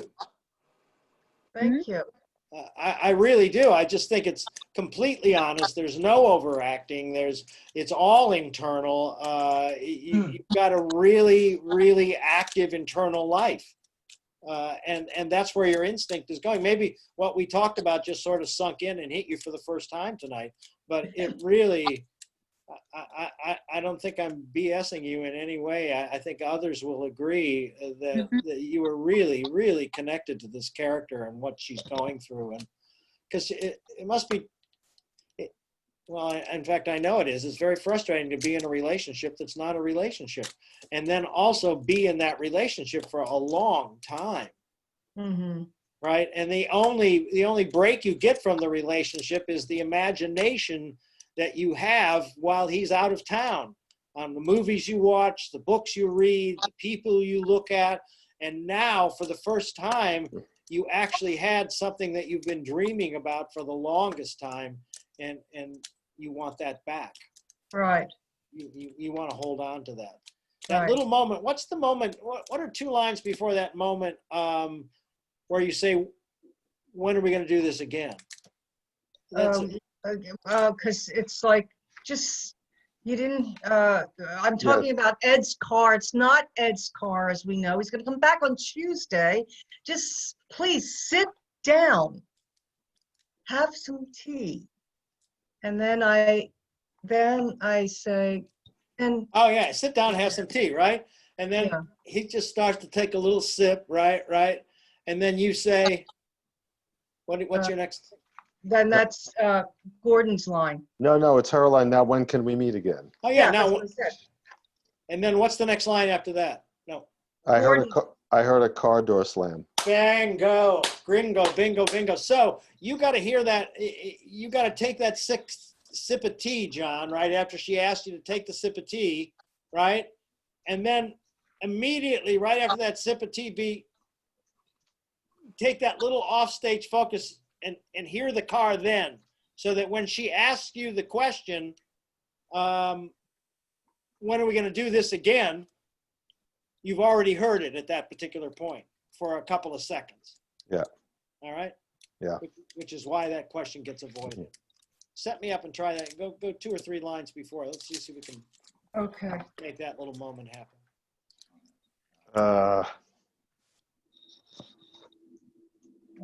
It stopped. The sound? The car stopped. All right, Gordon. You heard the car stop, but it's not Ed's car, is it? Because as you and I both know, Ed is in Amsterdam or Rotterdam or who gives a damn. Now, please sit down, have tea. Good. I just want to show you here, Anj, you're going to see it on the playback, is you're really starting to work it now, right? I am. And what I'm saying is that's all right. All of that is exactly right. It's the angst that's inside. We just sit down and have tea. We sit down and have, it's inside. All right. Take it again. Same spot. Okay. Here we go. It stopped. The sound? The car stopped. All right, Gordon. You heard the car stop.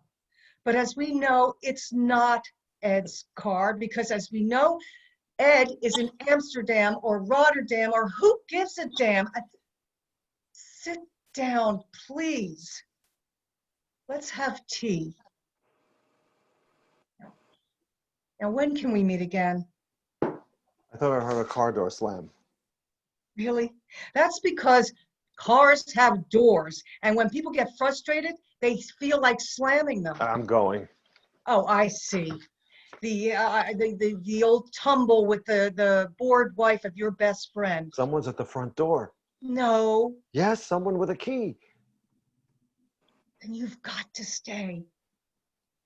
Mom! Oh, Lord help us. I'm home, Mom! Great. Both of your parts, really good. That's it. Anj, I hope you felt that difference. I did. Yeah, exactly. And well, I can't wait for you to see the playback. It's just you falling back into that. Yeah. And the minute now you're really beginning to understand what that direction is, and our communication is really right on about that. And that's really terrific. Really good. Thank you. Thank you, John. Yeah. Thank you, John, Best you're John. not off book on this yet, are you yet? Okay, so when you do get off book, sometime later this year, let's lose the glasses up for this character. Okay. Yeah. All right. Yeah, Yeah. it'll be better, and I'll be able to see you better. Take them Okay. off for a second. I just want to. Oh yeah, you got such a great face. The glasses block it a little bit. So yeah. So think about that. Yeah. Can I just say that I just love when Vasily said, "Oh, Mom," with that smirk on his face, like, really, again. Well, yeah, Mom, and you're fucking Dad's best friend, really, Mom? You're really out fucking of everybody? Now, come on. Really, Mom. Couldn't you find somebody else? Well, he said so because he knows me pretty well. Sometimes I really say so.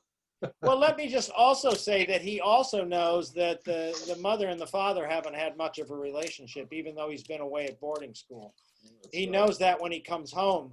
It's actually, it's the time when you come home from college that you finally realize you have parents, because you're actually looking at them from a completely different perspective, not an everyday perspective. You're looking at them from a distant perspective, and now you're right back into it. Everything changes when you come home. You really, it's coming home for the first time, being away after something really great happens to you, and you're really excited about telling the news, and then this is what you walk in on. Yeah, so there you go. That's great. Yeah, I love that moment too. It was great. Good job, you guys. Nice work. Thank you. Okay. All right, so let's flip. So Mel, was there a scene that you want to work on now? Yes, I would like to work on the typewriter. Oh, good. I love that scene. What? Where is that? Act 1, Act 2? What is it? It's Act 1. Act 1, Ellie. And I don't know who Howard is. It's right before Carolyn and Grace, so it's like around page 15. Starts on 15. Yeah. On 15. Okay. Oh yeah, here it is. I got it's on my 14. Okay, good. All right. But I don't know who Howard is. Who is Howard? Is it Eric? Is Howard Eric? Oh, I don't know. Howard is Eric. It's about his mother and father. What is this? Charlie and Miss Kelly. Let's see which actor. Yeah. Oh God, it's Eric. That's no good. Okay. Well, how about the scene with Helen and Sarah coming into the house? How about that? Yes. The liquor scene. Get you a little liquored up. That'll get you back into us. On the top of Act 2. Okay. Yeah, top of Act 2. Sure. Page 46. Yeah. Now you guys haven't worked on this, so this is just based on where your knowledge was last time, right? Yes. Okay, cool. Let me just watch. I won't watch the script. I'm going to watch you guys. Okay. All right, here we go.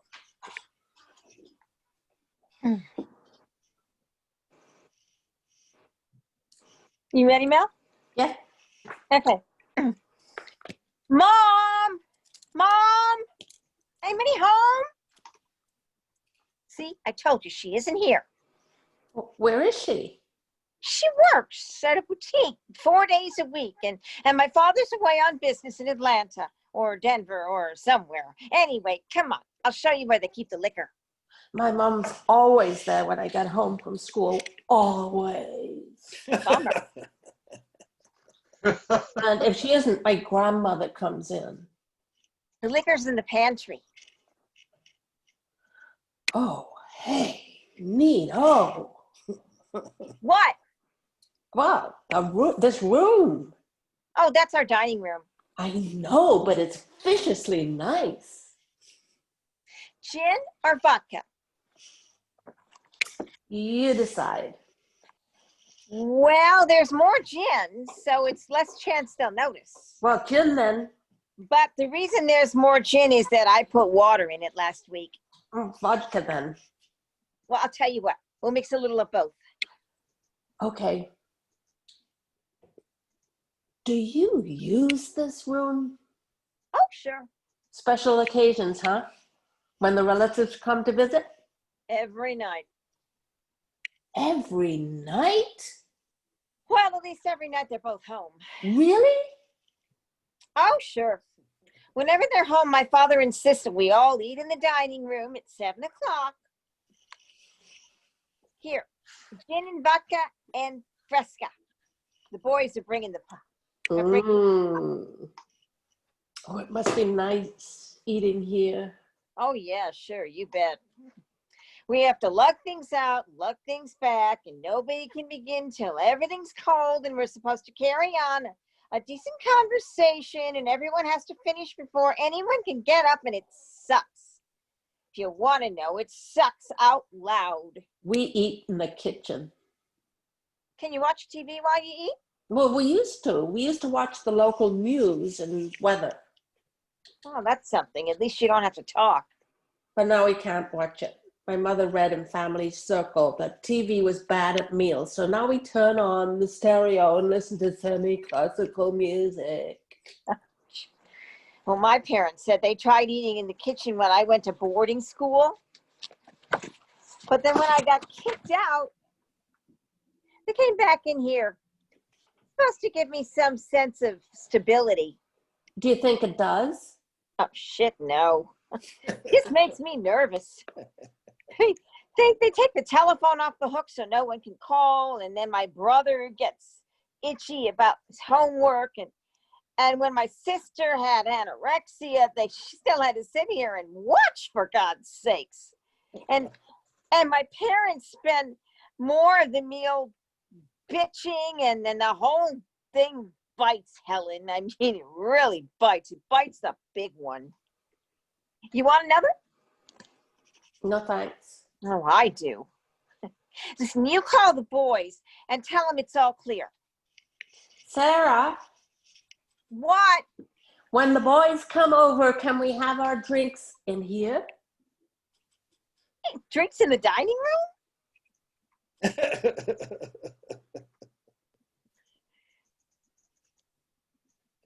I mean, wouldn't it be cool sitting around this shiny table with Eddie and Dwayne drinking gin and fresca and vodka? Oh, way. Absolutely no way. In here? And I get all tight in here. Now, come on. Let's call him. Ellen, you really are a wimp sometimes. Tea in the dining room, drinks in the dining room. Did that last line backwards. You really are a wimp, Ellen. Drinks in the dining room. You really are a wimp, Ellen. That's great. I absolutely love this scene. I just think it's so great. Did you, when you were a kid, did you guys, sneak alcohol out of your parents' house? Did you ever do that, Mel? No. No. Did you, Cindy? Well, they gave us wine. Didn't have to. What's that, Cin? I was the good kid. My sister was the rebel. So you never snuck liquor out of the, no? Never snuck liquor. No. I think I borrowed a couple dollars to go see Jacques Brel out of my mom's purse once. That's really about it. When Jacques Brel was downtown, you mean? Yeah. Yeah. Oh God, I did horrible. My dad used to collect 50-cent pieces, and there was this candy I used to love so much, and I never had any money to buy it. And he would have big piles of 50-cent pieces. I must have stolen a couple $100 from him over the years, because he never, he just put them in a pile. He wouldn't count them, and so you could sneak. Well, sometimes I would try like 2 or 3. It would be really a big day. But it's all that stuff that we do as kids, getting away with it. Cindy, you have some really good moments in this piece of who she is, which is a girl who creates her own panache because she has none with her parents. She has to, she's always compensated for the fact that she's been alone, and that's how she has to create attention. What's the very beginning? It's mom, the very beginning, after you yell in the house, because we will do that in a blackout. There'll be nothing on the screen, and then it'll pop up, the screen will pop up on your first line after you yell in. So take it from there. Let me hear that. I'm gonna play with that. Mom, anybody home? See, I told you she isn't here. Where is she? She works at a boutique 4 days a week, and then my father's away on business in Atlanta or Denver or somewhere. Anyway, come on, I'll show you where they keep the liquor. Okay, so really what you really want to say is neither of them are they're never here. They're never here. My mom works in a boutique. My dad is, so that you got to tell a deeper story. What you're really saying is they're never here. They're always somewhere. They're never here. They're never with me. That's got to sound like more, right? Poor Helen. I mean, poor Helen. She's always being observed by her parents. God. Every little move. Yeah, but and it's that thing that sort of makes Helen so curious about you as a character, curious enough to come home with you, realizing that there could be some danger, because I think you probably get into trouble at school, and I think Helen stays away from you at school. I think this has to do with Helen taking a big step in her development, is coming home with you in this particular thing. So the naivety of the character, not even having any understanding what gin is, or let alone gin, vodka, and Fresca. It's like, these are things that they're not even in her vocabulary. So that we get the full contrast between the characters. The character who has to completely self-sustain, and the other character who's completely bottle-fed everything that she does. And so she's in a completely different world. So take me there a little bit more, okay? Here we go, Cindy. And in the blackness. Mom, anybody home? See, I told you she isn't here. Where is she? Oh, she works at a boutique 4 days a week, and my father's away on business in Atlanta or Denver or somewhere. Anyway, come on, I'll show you where they keep the liquor. Oh, my mom's always there when I get home from school, always. Bummer. And if she isn't, my grandmother comes in. The liquor's in the pantry. Oh, hey, neato. What? This room. Oh, that's our dining room. I know, but it's viciously nice. So which do you want, gin or vodka? You decide. Well, there's more gin, so it's less chance they'll notice. Good. Gin? So here in that little moment, Mel, when you say you decide, you don't want to at all flag the fact that you don't know what she's talking about, right? Okay. So there was that little moment where you sort of flagged that you didn't know what, and I don't want you to give me that moment, right? Okay. It's like, you decide. Okay. I don't know shit. Here we go. Set me up for that moment again. Here we go. Where are we going from? Just before you decide, a couple of lines before that. Oh, this room is just so, Oh, that's our dining room. I know, but it's viciously nice. Okay, which do you want, gin or vodka? You decide. Well, there's more gin, so it's less chance they'll notice. Gin then. No, but the reason there's more gin is that I put water in it last week. Well, vodka then. Tell you what, we'll mix it Good. a little. So I want you to think that she might possibly have, well, the reason that is that I put more, in other words, that's what we all do at school, and we all talk about that. And I want you to talk to Helen about it the same way, like you think she knows. Ah, okay. All right. Like you think everybody knows this. All right, here we go. Set it up. Same spot as last time. It's great. I'm just writing a quick note. Everybody knows. I should just wait and write these from the drum. Okay. All right. Where did we start? Oh, well, we started with this is that's the dining room, or this is viciously Nina, somewhere in there. Okay. That's our dining room. Oh, I know, but it's viciously nice. So which do you want, gin or vodka? You decide. Well, there's more gin, so it's less chance they'll notice. Gin then. Yeah, but the reason there's more gin is because I put water in it last week. Oh, vodka then. Tell you what, we'll mix in a little of both. Okay. Do you use this room? Oh, sure. Special occasions, huh? When the relatives come to visit? Good. Every That's night. great, Mel. That's absolutely great. And you know what I just noticed is that she's so involved in the room that the liquor discussion doesn't even relate, or it's just like, oh no, and then you go right back to the room. So let's try keeping you in the room, and then that naivety will even connect better. Here we go. Same spot. And Okay. Oh, that's our dining room. I know, but it's viciously nice. Guess which do you want, gin or vodka? You decide. Well, there's more gin, so it's less chance they'll notice. Okay, gin then. Well, the reason there's more gin is because I put water in it last week. Oh, vodka then. I'll tell you what, we'll mix in a little of both. Oh, do you use this room? Sure. Special occasions, huh? When the relatives come to visit? Every night.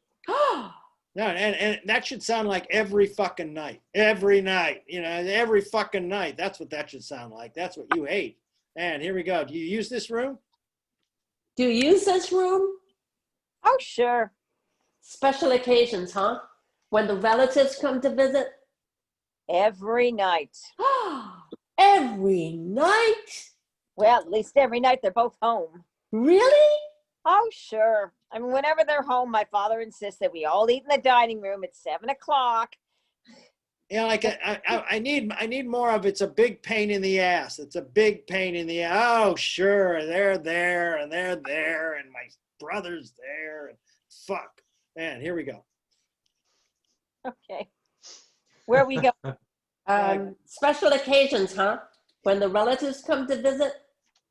Every night. Every night? Well, at least every night they're both home. Really? Oh, sure. I mean, whenever they're home, my father insists that we all eat in the dining room at 7 o'clock. Here, gin with vodka and fresca. The boys are bringing the pot. Oh, it must be nice eating in here. Oh, sure. Yeah, you bet.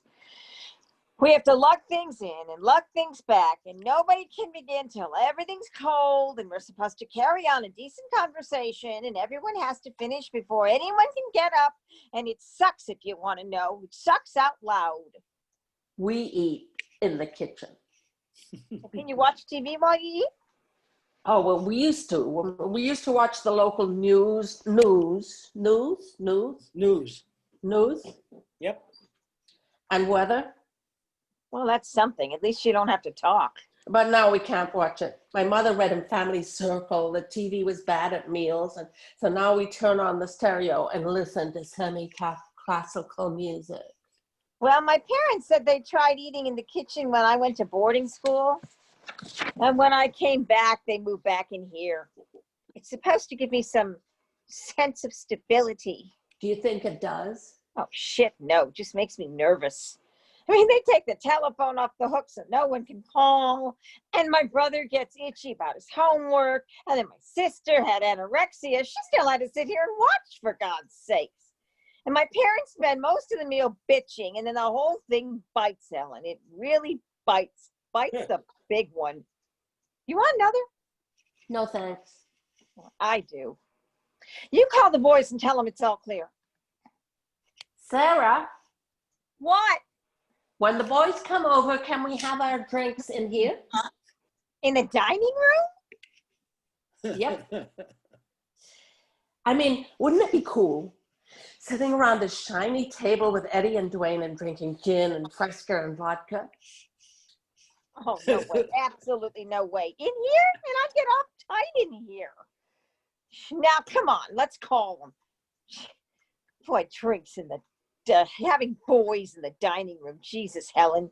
You really are a wimp sometimes. Good. I want to go back to right to the point where you take your first drink. Right to there. Let me see that moment again. Just before Helen takes the first drink. All right, here we go. Okay. When is that, actually?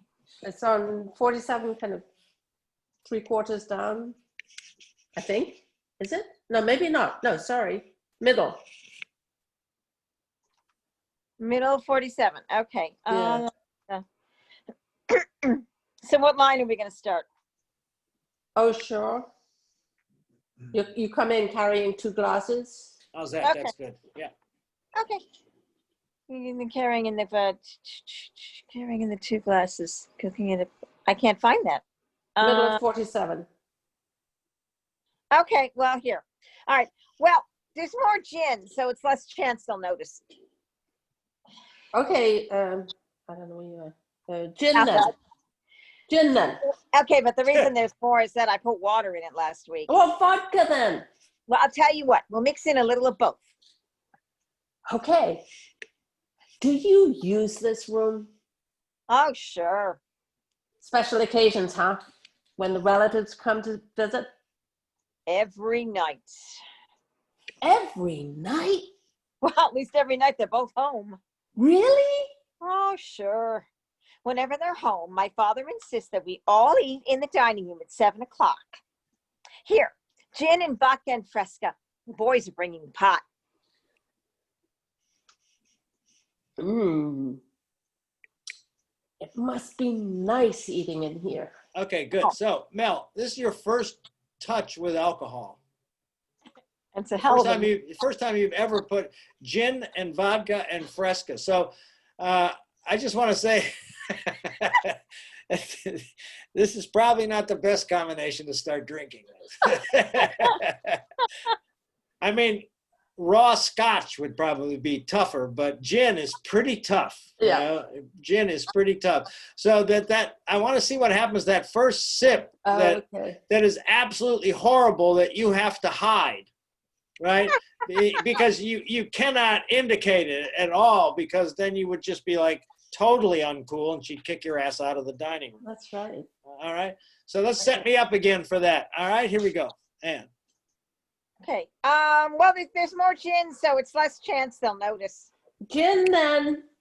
Well, but the reason there's more gin is because I put water in it last week. Well, vodka then. I'll tell you what, we'll mix in a little of both. Do you use this room? Oh, sure. Special occasions, huh? When the relatives come to visit? Every night. Every night? At least every night they're both home. Really? Oh, sure. And whenever they're home, my father insists that we all eat in the dining room at 7 o'clock. Here, gin and vodka and fresca. The boys are bringing the pot. Mmm. It must be nice eating here. Oh, yeah, sure. You bet. And we have to lug things out and lug things back, and nobody can begin till everything's cold, and we're supposed to carry on a decent conversation, and everyone has to finish before anyone can get up, and it sucks, if you want to know. Sucks out loud. We eat in the kitchen. Can you watch TV while you eat? Well, we used to. We used to watch the local news and weather. Well, that's something. At least you don't have to talk. Oh, but now we have to watch. We can't watch it. My mother read in family circle the TV was bad at meals, so now we turn on the stereo and listen to classical music. No, my parents said they tried eating in the kitchen when I went to boarding school. When I returned, they moved back in here. It's supposed to give me some sense of stability. Do you think it does? Oh, shit, no. It just makes me nervous. And they take the telephone off the hook so no one can call. And my brother gets itchy about his homework. And then my sister had anorexia. She still had to sit here and watch, for God's sakes. And my parents spend most of the time bitching. And the whole thing bites, Helen. It really bites. It bites the big one. You want another? No, thanks. I do. Call the boys and tell them it's clear. Sarah, What? when the boys come over, can we have our drinks in here? In the dining room? I mean, wouldn't it be cool sitting around this shiny table with Eddie and Dwayne and drinking gin and fresca and vodka? No way. Absolutely no way. In here? I'd get all uptight in here. Now, come on, let's call them. Having boys in the dining room. Jesus, Helen, you really are a wimp sometimes. Good. I love the first drink, Helen. That's great. It's hysterical. Oh, good. It's just great. Yeah, because Helen wouldn't give it up. The other thing that I'm learning too on camera, at least for this character, Mel, I think it's going to be effective, and you'll see it in the playback, is sometimes when you're looking all around, it's so far. I think if you keep Helen a little stiller, that I think it says more about her character, you know? You want, you decide. You know, as opposed to you decide, you know, is not moving her. I think the stillness of her is going to work for you in giving you a physical clue to the sort of cloistered life that dear Helen has led. Okay. It makes sense? Kind of like when Frenchie brings Sandy home before she greases her up. Yeah. So that, yes. Okay. Yeah, before she greases her up, of course. Well, you know, in a broad term. Yes, of course. Makes sense? Yes. That's good. I love that. It's a great scene. Cindy, you're doing really well. The only thing I would say to you is I would just sit on the fuck exercise when you're working on this. Okay. I think she's saying fucking every night, man. You know, then he has to do, then my sister has to do this, and then they fucking do this, and she's fucking anorexic, for Christ's sakes.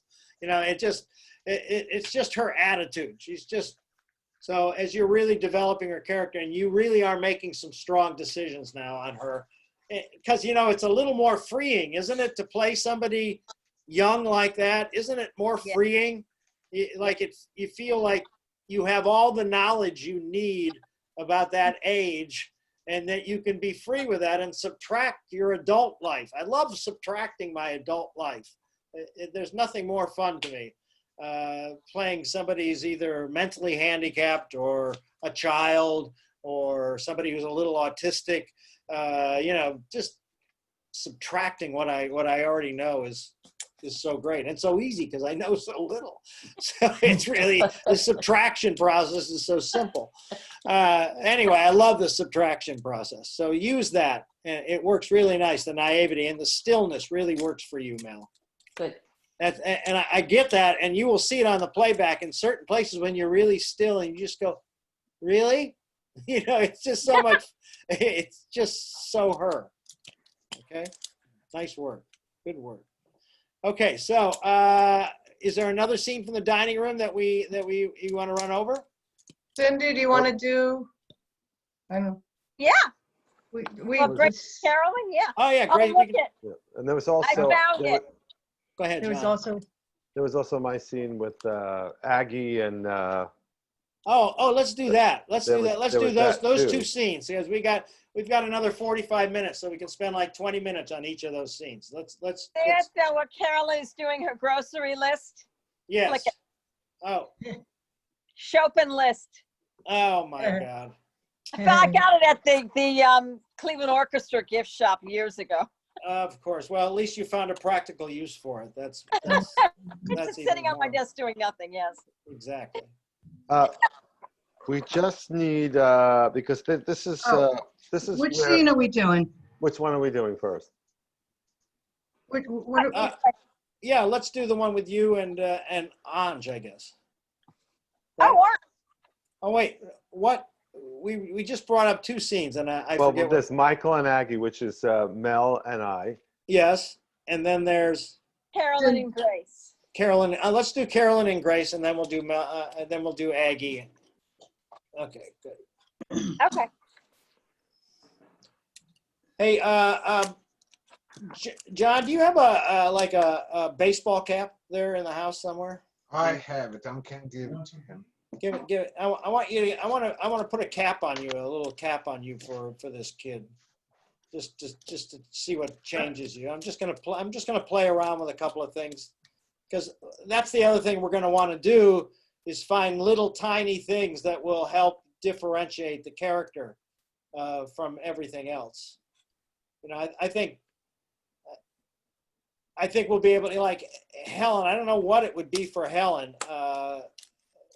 But at least for Cindy's character, it would be something that's really fashionably radical.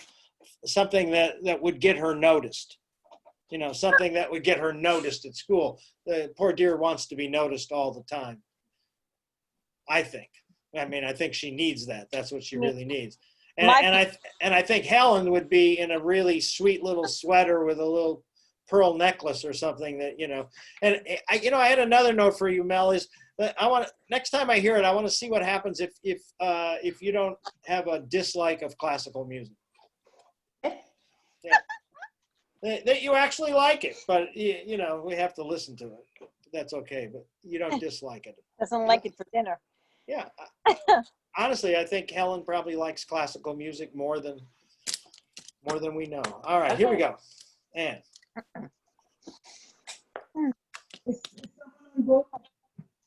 Is somebody on book here for this? Well, if it is, it's page 18. I can tell you that. Okay. I could be on book if you want me. Let me just get the script. Thanks, John. Let me get the script. Yep. I have it right here. Page 18. Okay. Got it. Cool. All right, here we go. Why did you tell Mildred to wake me up, Mother? Just let me finish this grocery list. It's Saturday, Mother.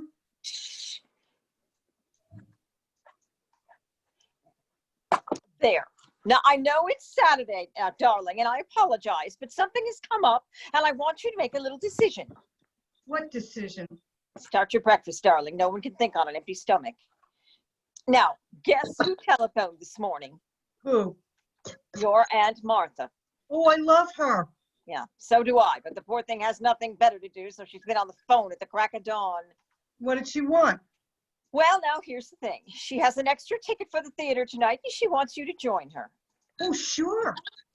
Now, let me finish, darling. Now, I told her it was your decision, of course, but that I thought that you had other plans.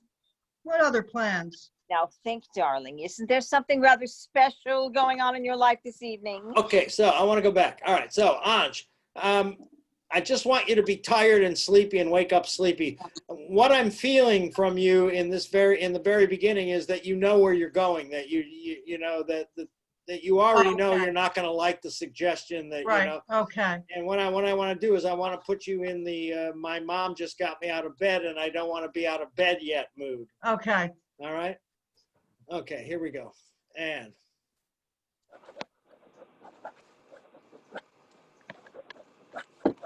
Why did you tell Mildred to wake me up, Mother? Just let me finish this grocery list. I mean, it's Saturday, Mother.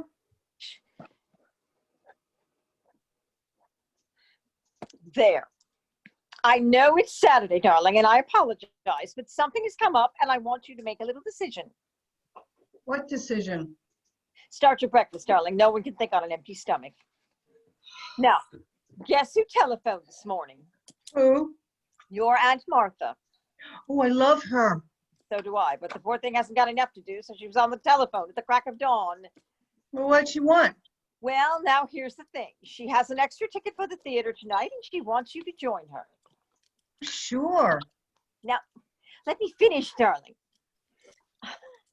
I told her it was your decision, of course, but I thought that you had other plans. What other plans? Now think, darling, isn't there something rather special going on in your life this evening? Am I right or am I right? good, Sydney, right there. You know, you're in exactly the right place there. Right? Is something special going to happen tonight, right? And I want you from the beginning to assume that it's all going to go your way. That she is that her first instinct is going to be to say, "Oh, of course I want to go there with you. I want you to watch me dance. I want you to assume that, and that gives you a higher cliff to fall off of, right? That's exactly what you want to do in comedy. Is you want to set up a higher fall. A higher fall is funnier. If I assume that everything's going to go my way when nothing goes my way, it's funnier. But I have to have that setup assumption that it's all going to go really well. Okay. And again, it doesn't matter with you, Anj, because you're just tired and it's like, yeah. And then it becomes more important as her life changes in front of us. All right, here we go. One more time. From the top? Okay. Sure.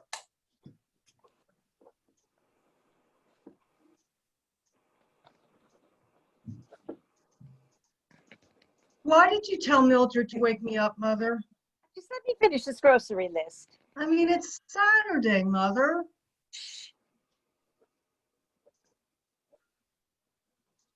There. I know it's Saturday, darling, and I apologize, but something has come up, and I want you to make a little decision. What decision? Start your breakfast, darling. No one can think on an empty stomach. Now, guess who telephoned this morning? Who? Your Aunt Martha. Oh, I love her. So do I, but the poor thing hasn't got enough to do, so she was on the telephone at the crack of dawn. What you want? Well, now, here's the thing. She has an extra ticket to the theater this evening, and she wants you to join her. Oh, sure. Now, let me finish, darling. Good. Now, so right there, Cindy, so much better. Now she has an extra ticket to the theater, and she wants us to join you. And you got to take a breath as if you're going to go on about it, and then she interrupts you, right? And then you've got to deal with that. Okay. So go 2 lines before, set that up. Here we go. Okay. Okay. Oh, so do I. But the poor thing hasn't got enough to do. So she was on the telephone at the crack of dawn. Oh, what you want? Well, now here's the thing. She has an extra ticket for the theater this evening, and she wants you to join her. Oh, sure. Oh, sorry. Okay. Here we go. Take it I again. didn't That's do good. what you want. Yeah. All right. That's all right. That's why we're here. Here we go. Okay. Well, so do I. But the poor thing hasn't got enough to do. So she was on the telephone at the crack of dawn. Say that What? again. Say that again and talk down about your sister. Talk down to her. Oh, but the poor, oh my God. Oh. Well, yeah. Yeah, and here we So go. do I. And, The poor thing yeah, hasn't got enough to do. So she was on the telephone at the crack of dawn. there you go. What you want? Well, now here's the thing. She's got an extra ticket for the theater tonight, and she wants you to join her. Sure. No, wait till I'm finished, dear. Now, I said to her it was your decision, of course, but I thought that you had other plans. What other plans? Good. Now that needs to be a little more suggestive, Cindy. But I thought you had other plans. You know, in other words, like suggestion. You know, like you remember, you want her to come up with the idea. And here we go. And Okay. now let well- me finish. Now let me finish, dear. Oh wait, where is that? Now wait till I finish, dear. Now I told her it was your decision, of course, but I thought that you had other plans. What other plans? Now think, darling, isn't there something rather special going on in your life this evening?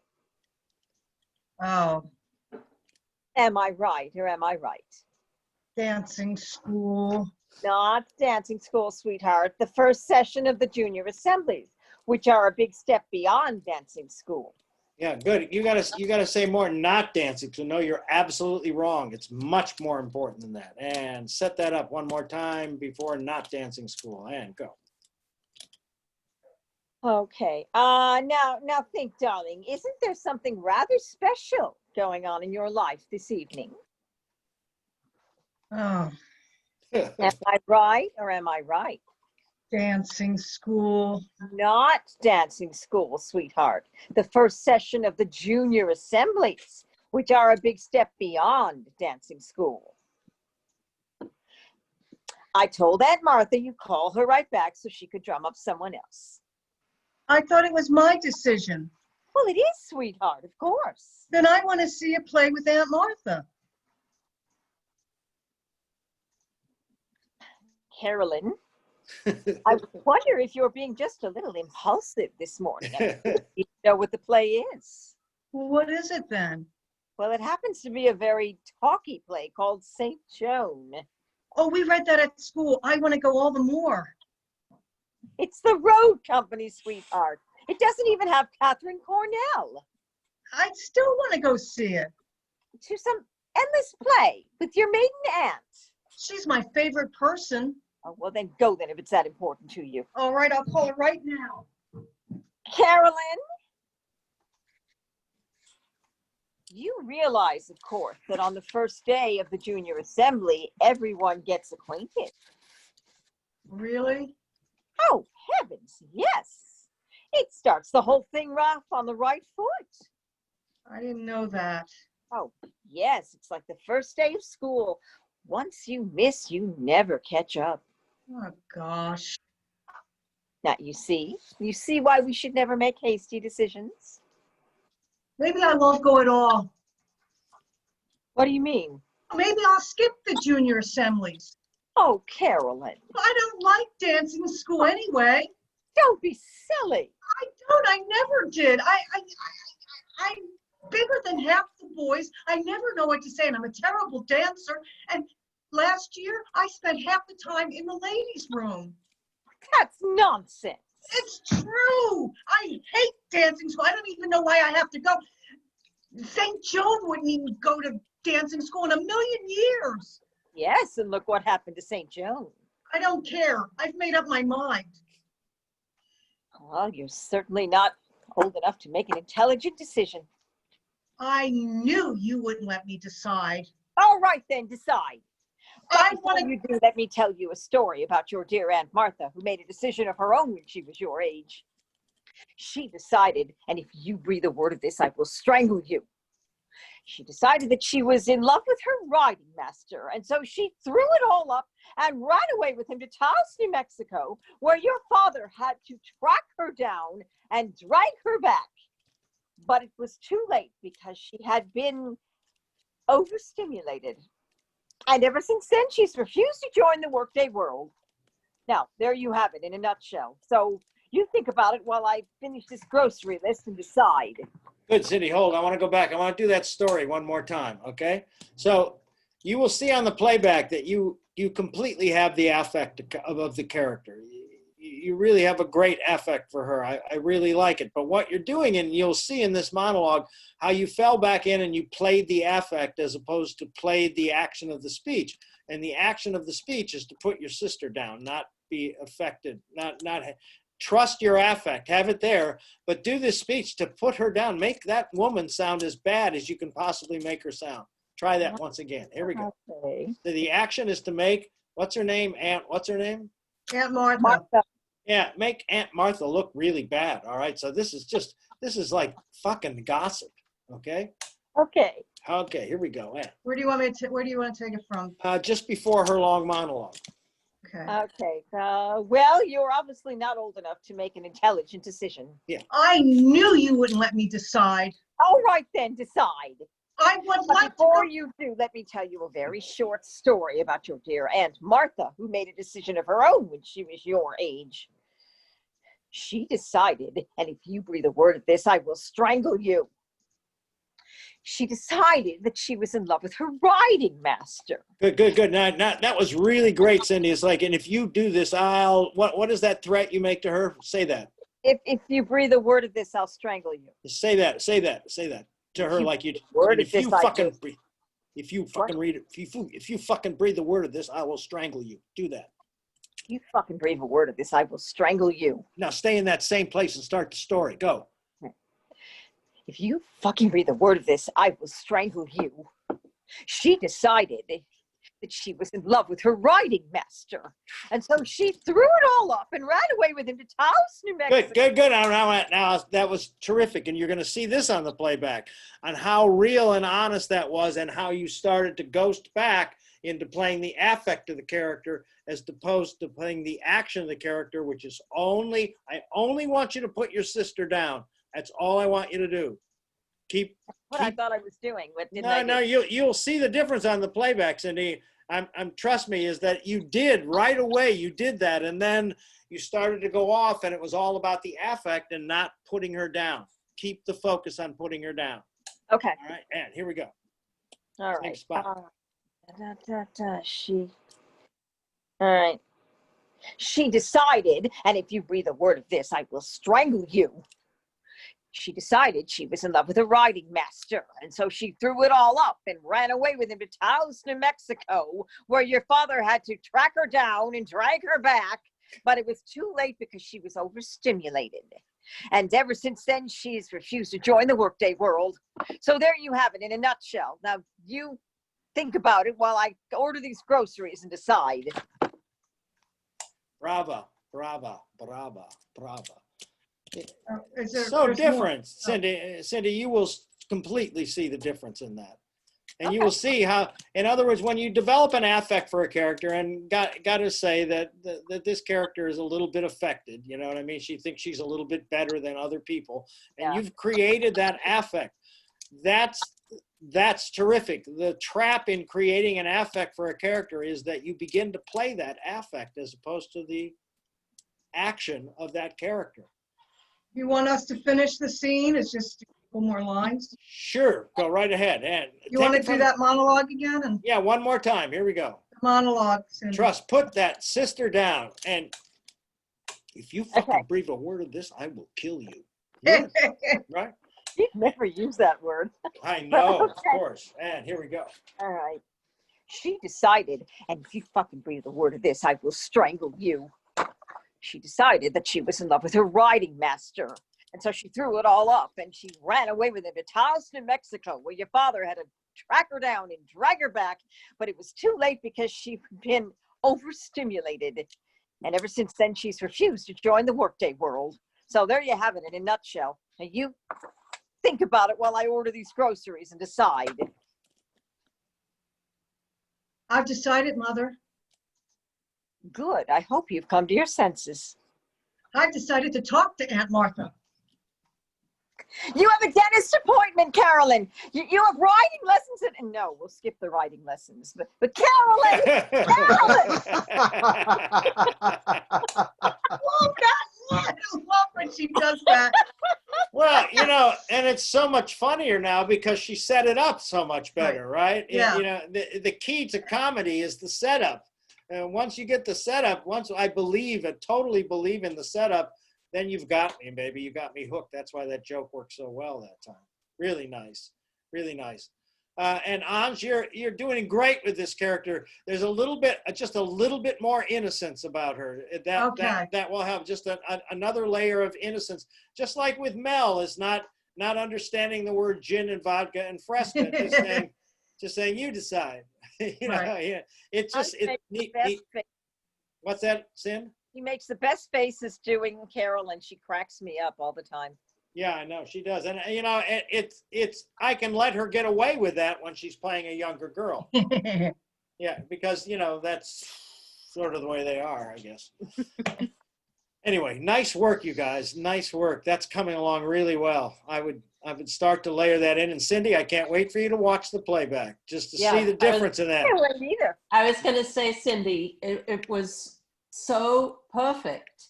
That last couple of times when you got into the character and the affect was still there and it was so believable. And everybody laughed when you say skip the writing lessons because of what Bill's absolutely right. You've built it up. Yeah, because she has such a strong point of view about it, and you really feel the strength of that point of view and how much she's putting her sister down. And it's just, oh no, wait, let's skip that. That's great. It's terrific. All right. Okay, so let's do a little Aggie and Michael, is it? Aggie and Michael. Michael, right? yeah, we need Vasily to read The Architect and the Buyer. Oh, good. Well, let's do this. Let's let Anj read the Buyer. All right, and because you're the architect, right?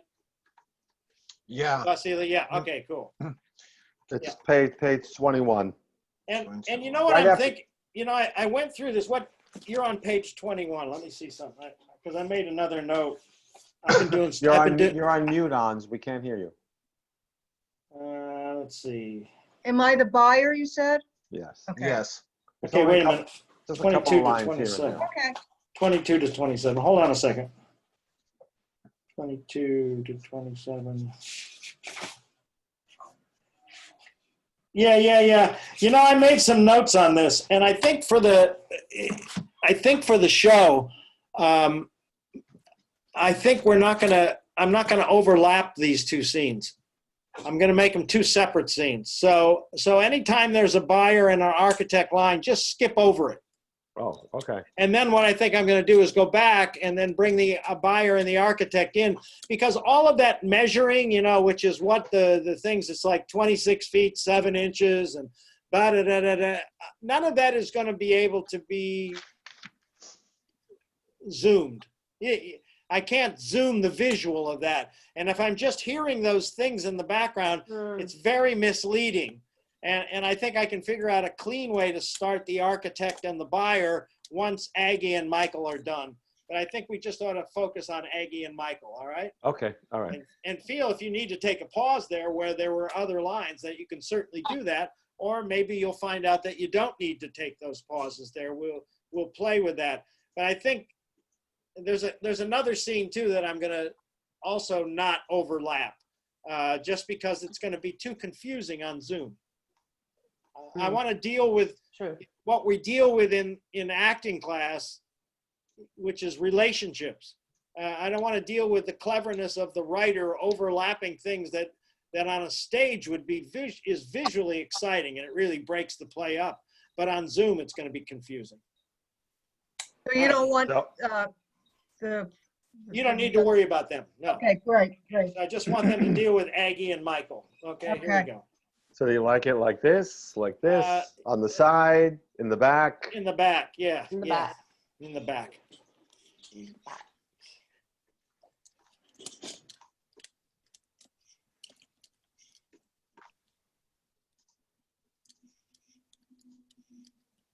Whoa! Oh, Michael, you scared me out of my skin. Oh. I wanted to. Your mother said you were sick this morning. I am. Too sick to go to school. I am, Aggie. I upchucked twice. Then you get straight right back to bed. How come you didn't do my room yet? Lying. Because I thought you were sleeping. Because I thought you were sleeping. I've just been lying there, Ag, waiting. I've got a lot more to do these days now Ida's gone. I've got the polishing, I've got the downstairs lavatory and all the beds besides. My mother says you want to leave us. When did she say that? Last Thursday, on your day off, when she was cooking dinner, she said, now there's a war, you're looking for a job with more money. Is that true, Ag? Maybe. Money isn't everything, Aggie. Listen to him now. You could be rich as a king and still be miserable. Look at my Uncle Paul. He's rich as Croesus, and yet he's drinking himself into oblivion. What would you know about all that? I know a lot. I eat dinner here in the dining room now, and I listen. And I know that my Uncle Paul is drinking himself into oblivion. And Mrs. Williams has a tipped uterus. Here now, you stop that talk. Well, it's true, Ag. And it proves that money isn't everything. So you don't have to leave us. Oh, lie. It's not just the money. It's not just the money, darling. That what, Ag? Don't you like us anymore?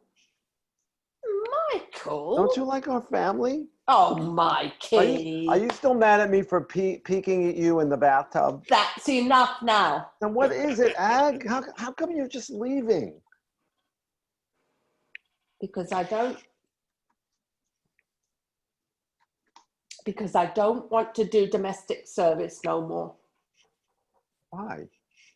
Because I don't like it no more, Mikey. That's because Ida left and you have too much to do, Ag. No, darling. I'll help you, Ag. I swear. I'll make my own bed and I'll pick up my towel. I'll try to be more careful when I pee. Oh, Lord, love you, lad. No, really, I will. And I'll tell my parents not to have so many dinner parties, Ag. I'll tell them to give you more time off. I'll tell them to give you all day Sunday. No, darling. No. I'm serious, Ag. I know you are, darling. I know.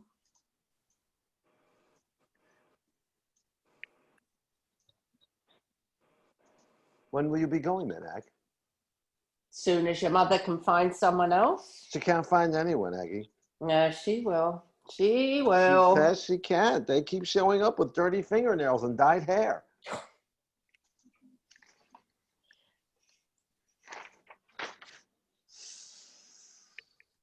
So you got to stay, Ag. You can't just leave people in the lurch. I'll stay till you go away for the summer. You're gonna get married, aren't you, Ag? Maybe. That guy you told me about from church? Maybe. You're gonna have children? You will. I know you will. You'll have a boy of your own.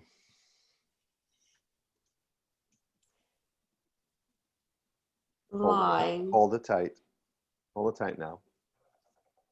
That's not. Oh, there sorry, that was anymore, the architect. Mikey. Sorry. Yeah, It's it's me. okay. Right. It's me. Can we go back? Let's go back. Sorry. You're gonna have children? Oh. You will. I know you will. You'll have a boy of your own. Will you come back? Will you come back to see us? Oh my, yes. You won't, Ag. I will, surely. You'll never come back, Ag. I'll never see you again, ever. Oh, come here, Michael. No. Come here, give Aggie a big hug. No. Why should I? No. Just a little squeeze for old time's sake. No. Go hug your own kids, Agnes. I've got work to do. I got a whole stack of homework to do. I'm missing a whole day of school. Michael? Yeah, that plays so much better without the interruptions. Yes. Plays so much We're better. just not used to the cues. Oh, of course. And again, I just want you to know I'm doing my homework too. So No, it's good. It's good. I agree with you. Yeah, Good call. it's such a great scene, and the buyer and the architect scene is a great scene too, and the overlap doesn't do anything for it in Zoom. Yeah. Okay, so why did she say? Yeah, when did she say that? Should be a big moment for you, Mel. Okay. In other words, you're busy polishing that silver at that point, and what's the line that he says that you say? When did she say that? My mother said you don't want to work Yeah, here my mother anymore. says you don't want. My mother says you want to leave us. When did she say that? Last Thursday. On Yeah, right. Well, my mother says you want to leave us. Is there a pause there in the script? I don't have it in front of me. Yeah. Yes, it's pause. So that pause has to do with another sense of betrayal that you have from your employer, who has employed you all these years, who is using her own son against you. You know that if she hadn't have said that to him, that he probably wouldn't, it's like she doesn't have any right to say that to him. And I think that's a moment to you, right? So I think she feels betrayed in that moment by her employer. Mm-hmm. Okay. So make sure you take time. What's domestic? Oh, I don't want to do no. What's the domestic? I don't want service? to do domestic service no more. Yeah. And what's the line after that? Keep going. Why? Why? Why?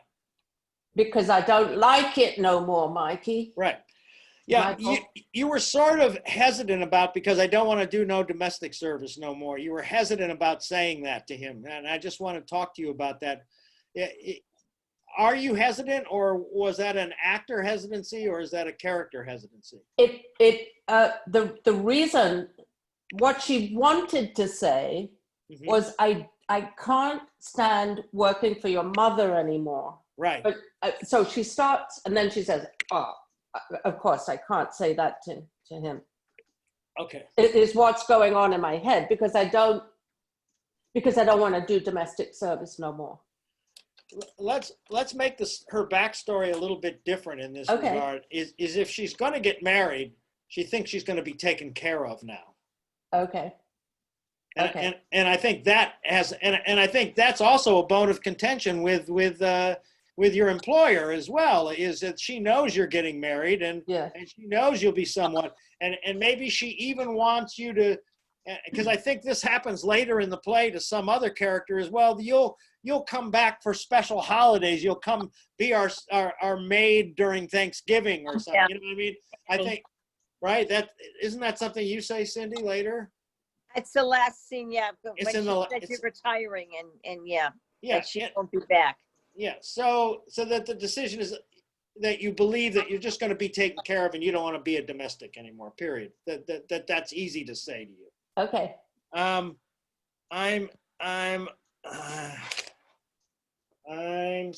serious, Ag. When you say that, should be all the positive energy. I'm serious, Ag. I can make this happen. I can do this. Right. Should be really all the positive energy in the world, which will help set you up for the fall that's about to come. Yeah. right? Because then you have a beat change after that, isn't it? And her answer to "I'm serious, Ag," and what's the next line? When will you be going then, Ag? Yeah, yeah, and there's a pause after that, right? So that he's already made up. He's now accepted the fact that she's going to leave. Right? Okay, so if that's it, when are you going? That's the beat change. That's what that has to set up. Also, dyed hair and dirty fingernails is the same thing as a tipped uterus and creases. They have no meaning to you. You just repeat them.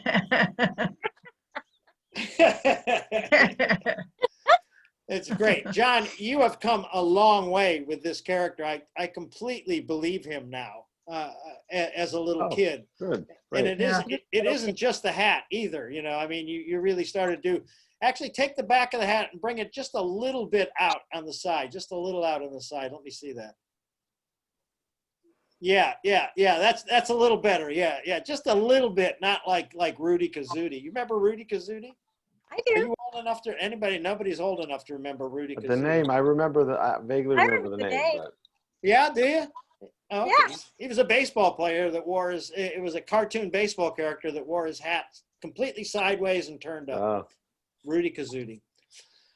Nice work. Really good work for both of you on this. You've both come a long way. It's such a perfect character for Mel. I mean, it's not much of a stretch for her. It's just absolutely perfect casting. And John, I love the innocence that you're bringing to this young kid. It's really great to play with. And again, like my only note to you, Ag, is just make sure you know when you're polishing and when you're not and why. That didn't come across? Yeah, it did. But, you know, for example, in that one note that I gave you when you were polishing, and then when did she tell you that? Right. And now I'm going to have a serious discussion. What's the line? When did she tell you that? Isn't it? What is that? What comes after it? So you stop polishing. Last Thursday on your day off, and when she was cooking dinner, she said, now there's a war. You're looking for a job with more money. Is that true, Ag? And then I can go back to polishing. I don't know. Let's go. Let's go. Let's go to that. When did she tell you that? Let's just go from there and continue on.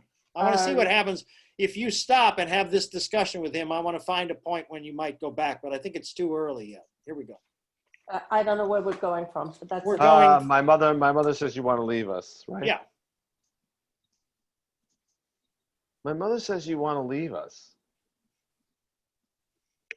Yeah, and you stop now, and now you're thinking, and you have that moment of disappointment, and now you're cued in, and you're not polishing. Oh, sorry, I realized where we are. I was in the wrong place. That's okay. Yes, John, give me the.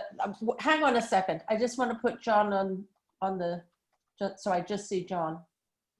What speak of you? Okay. Okay. My mother says you want to leave us. When did she say that? Good. Now, Mel, do that same thing, only drop the cloth altogether. Let that whole moment be a moment of betrayal on that, and then go to Michael, all right? But I want you to have your own personal adult moment that makes you stop everything for a second and have to deal with it, and then come up with something to say to him. Can we go back just a little bit further? Yeah, sure. How about that? Yeah. All right. I'll take it from how come you didn't do my room yet. Is that okay? Yes. Yeah. How come you didn't do my room yet? Because I thought you were sleeping. I just been lying there, Ag, waiting. Well, I've got a lot more to do these days. I've got the polishing, I've got the downstairs lavatory, I've got all the beds besides. My mother says you want to leave us. When did she say that? Last Thursday, on your day off, when she was cooking dinner, she said, now there's a war. You're looking for a job with more money. Is that true, Ag? Maybe. Money's in everything, Aggie. Listen to him now. You could be as rich as a king and still be miserable. Look at my Uncle Paul. He's rich as Croesus, and yet he's drinking himself into oblivion. Good. And now, watch out. Now, I want to see what happens if you hold maybe to him, right? Okay. And then on your reaction that you have to his answer, then go back to the polish. Okay. All right, let's go back to that once again. And I'm still saying that you're not taking that long. You're not taking a long enough moment to have an adult moment of disappointment before you go back into him. When he says, "I heard that." My mother says you want to leave us. Yeah, my mother says you want to leave us. I want you to just actually almost just like let the rag fall down. Just that selfish woman. I want you to say something in your own mind that's a whole moment by yourself that has to do with your adult relationship with her before you go back to Michael. Okay, here we go. How come you didn't do my room yet? Because I thought you was sleeping. I've just been lying there, Ag, waiting. I've got a lot more to do now that I just left. I've got the polishing, I've got the downstairs lavatory, I've got all the beds besides. My mother says you want to leave us. When did she say that? Last Thursday, on your day off, when she was cooking dinner. She said, now there's a war, you're looking for a job with more money. Is that true, Ag? Maybe. Money isn't everything, Aggie. Listen to him now. You Yeah. could be. That's it. That's definitely it. That's definitely it. That's the right dynamic for that. That's great. I love the maybe because there's a whole story behind that maybe, you having to say that maybe, and you coming back to the piece of silver blew that story. This time it's really the story underneath is really clear. Great. You'll Good. see it on the playback. You'll also see the difference when you take that adult moment of betrayal from your employer. It's absolutely part of that scene. And John, you just keep working on that, man. You're having fun with it now. You can't wait to do that character because it's like I don't have to think. It's just so cool. It's that subtraction process that I'm talking about that I love so much. Isn't it fun? It is. It Yeah. is, Oh, God. And it's just so. I feel so much for this kid, you know, because he's losing the only person that, you know, he can Yes. talk to or whatever he has a real relationship with. Absolutely. Yeah. I'm losing my only conversation piece. Yeah, exactly.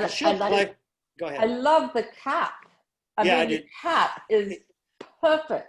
Absolutely. It really is, John. Well, and when I learn the lines, I'll lose the Yeah. glasses. Oh, yeah. It's even going to be better. It's even going to be better. Yeah. Oh, please. Vasily, I love you. This is what you have to put up with every day, I know. Lucky man.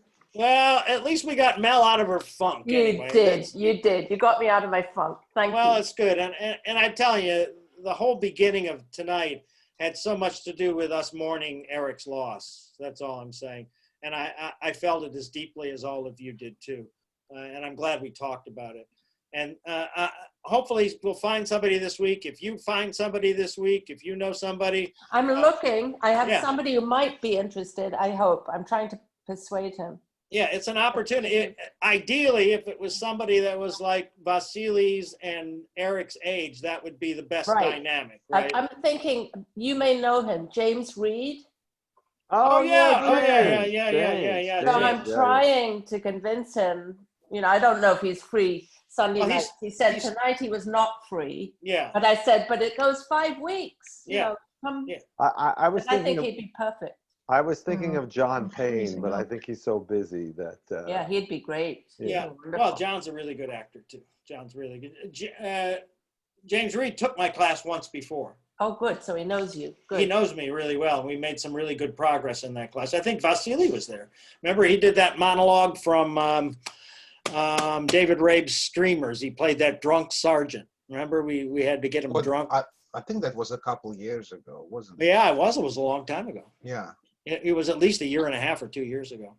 Anyway, you guys keep looking. If you find somebody that you think is right, give me a call and we'll go from there. And if I hear from somebody, I'll give you guys, I'll send you a group notice. We'll just stay in touch about this and we'll solve it this week. And then John, I think it's worth asking John Payne. Yeah. I mean, I'll It's call always him. worth I'll- asking. I'll Well, give him a here's call. an idea. If you go to John Payne, say this. John took my my free class, right? I was trying to start a Wednesday night class, and the people, again, they loved the workshop, but John Payne and 3 others in that could not do it on Wednesday night for a couple of weeks. They were tied up with other things, and so I didn't really get a Wednesday night class. But John wants to take my class. Oh, okay. Great. Oh, good. So if you Yep. ask John and say, can you come in on Sunday nights for these 5 weeks? Bill is only going to charge you $150 for that. And then he'll pay 150 and Eric will only have to pay 150. Okay. All right. And you want me to tell him what happened, right? With Yeah, Eric and tell him everything? what happened. And that Okay. you know, I love that idea. And I think John would be great. He's a really good actor. Yeah, he is. It'd be Yeah. fabulous. Well, I think you two are going to be really good in Death and the Maiden. I think that's going to be great. You've got that really challenging monologue. That's really great. The Yeah. great thing about that monologue is you'll be doing it down into a tape recorder, so it's going to look even better. Yeah, yeah. Okay, listen, you guys, we had a great night tonight. Anj, I thought you made some really great progress along Thank with you. Cindy. Really great. And Vasily, the scene that you did with Cindy from the 1/3 point all the way to the end was really some incredibly powerful, wonderful work. And I want to see you with that underneath life from the very start, because he is really on the edge of his life there. If you guys want to keep working on that, I'd like to, because it's tough. It's some long monologues there. You're obviously never going to get fully off book on it. That's the sad part. But I just want to see you accomplish it, at least through the reading, before we put it away. I am, but I've had it in my life for 30 years. That's why I'm off. Of course. Yeah. Not fair. Yeah. I know. And Vasily's character does all the talking almost in that scene. I know. I said that like when we did the scene with John and me. He does all the talking. Well, but you know, that's also good too, is because I want you to learn to listen from a point of view as well, right? And make that strong leap. It was great seeing you all. I've missed you all. Thank you. Anja and Cindy, I have your checks. I'll be good. looking forward to everybody Oh, else's. good. Okay. All right. Thanks. a Bill, lot. could you stay on for one I quick will. minute? I Okay. will. Okay. Good night, everybody. Good night, Good night, everybody. everybody. Good night. Night. Night.